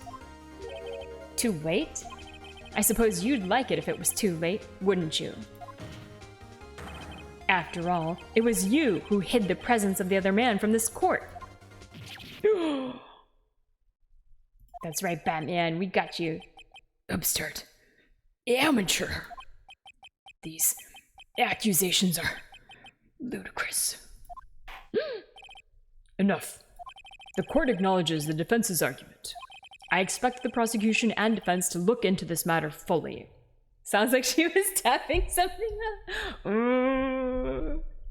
I think you're not wrong. I think you're not wrong there. Am I understood? Yes. Yes, Your Honor. Oh my goodness. That is all today for the trial of Maya Fey. Oh good, this is a good stopping point then. Court is adjourned. Yay! Alright. September 7th, 2:24 p.m. District Court Defendant Lobby number 1. Mr. Wright, you were amazing in there. Really? I think I might be your newest fan. Oh, I was just doing my job, you know? Then again, that other attorney was pretty cool too. Huh? That face of his, with his eyes wide and trembling lips, has sent shivers up my spine. If you say so. So, what happens with me? Do I get to go home now? Well... No, I don't think so. Not yet. Oh, I see. But I got a great lead in today's trial. A lead? That man with Miss May. He's the key. Oh, I get it. What happened to Miss May after that, anyway? I heard they arrested her. I guess she's learning her charms won't work everywhere. She's probably at the detention center now. I may have to go down there later. Anyway, this case is far from closed. Yes, sir. I'm gonna go find out more about this man. Do you think he was the one who... Maybe so. Sis... Don't worry. I'll find him by tomorrow, I promise. I'm counting on you. Alright. I asked for a full record of April May's testimony. I thought it might come in handy during the trial tomorrow. But now that I have it, I'm not so sure. Most of her testimony was all lies. In fact, there's only one part that hasn't been stricken from the record. Alright, we have the victim dodged an attack, then ran to the right, but she was caught and struck. That seems like it may come in handy later. Yeah, I don't know how much good this will do me at all now. Anyway, time to hit the pavement and do some investigating. Maya doesn't belong in that detention center, and it's up to me to set her free. Alright, to be continued. Doobie doobie doop doop doop. Yes, I would like to save my content. Yeah! Ah! Alright. Alright. The victim dodged the attack and went the right before getting struck. Giggle, jiggle, wing. Oh, that was perfect. So annoying. Oh my goodness. Alright, so I think that's gonna be it for today. So let's go back to the title screen. Yes. Should be okay. Alright. Alright, this has been very exciting. It definitely has quite a different feel from the other games so far. It is more crazy and ridiculous, but I like it. So I'm looking forward to more. I think there's like 4 total cases in this one, and then there's like 3 total games. So we'll see how it goes. We'll see how long it takes us to get through all of these. But for now, I think it's about time to find somebody to raid, and then let's see. I'm looking to see who's online. We could try to raid someone that's doing Phoenix Wright. We haven't raided a new person in a while. Let me see who's on. If there's anybody. Oh, there's not really like any English. Oh, there's one person, but they're like really tiny. I don't see like any other like English streamers doing Phoenix right now, so alright. We'll have to just wait for someone, but then otherwise, good question. I'm looking for who else to do. I don't see that many people on right now. Oh, we could raid this person doing Stardew. I raided them somewhat recently, but it's okay, I think. Alright, this is Chio from SGVT. She's the official mascot, VTuber mascot for the Singaporean VTubers community, so she recently started streaming, so she seems nice. Alright, so thank you guys so much for hanging out, and I will be back on maybe Tuesday or Wednesday, because I am going to try to stream that VR game Moss this week, but otherwise I'll be back on Thursday, as you know, for Stardew Night. But yeah, probably Tuesday or Wednesday for Moss. We'll see which one works out. But yeah, thank you guys so much for hanging out, and I'm excited to do a lot more Ace Attorney on Sundays for now until for the foreseeable future. Alright, have a good rest of your Sunday, and see you later. Alright, bye!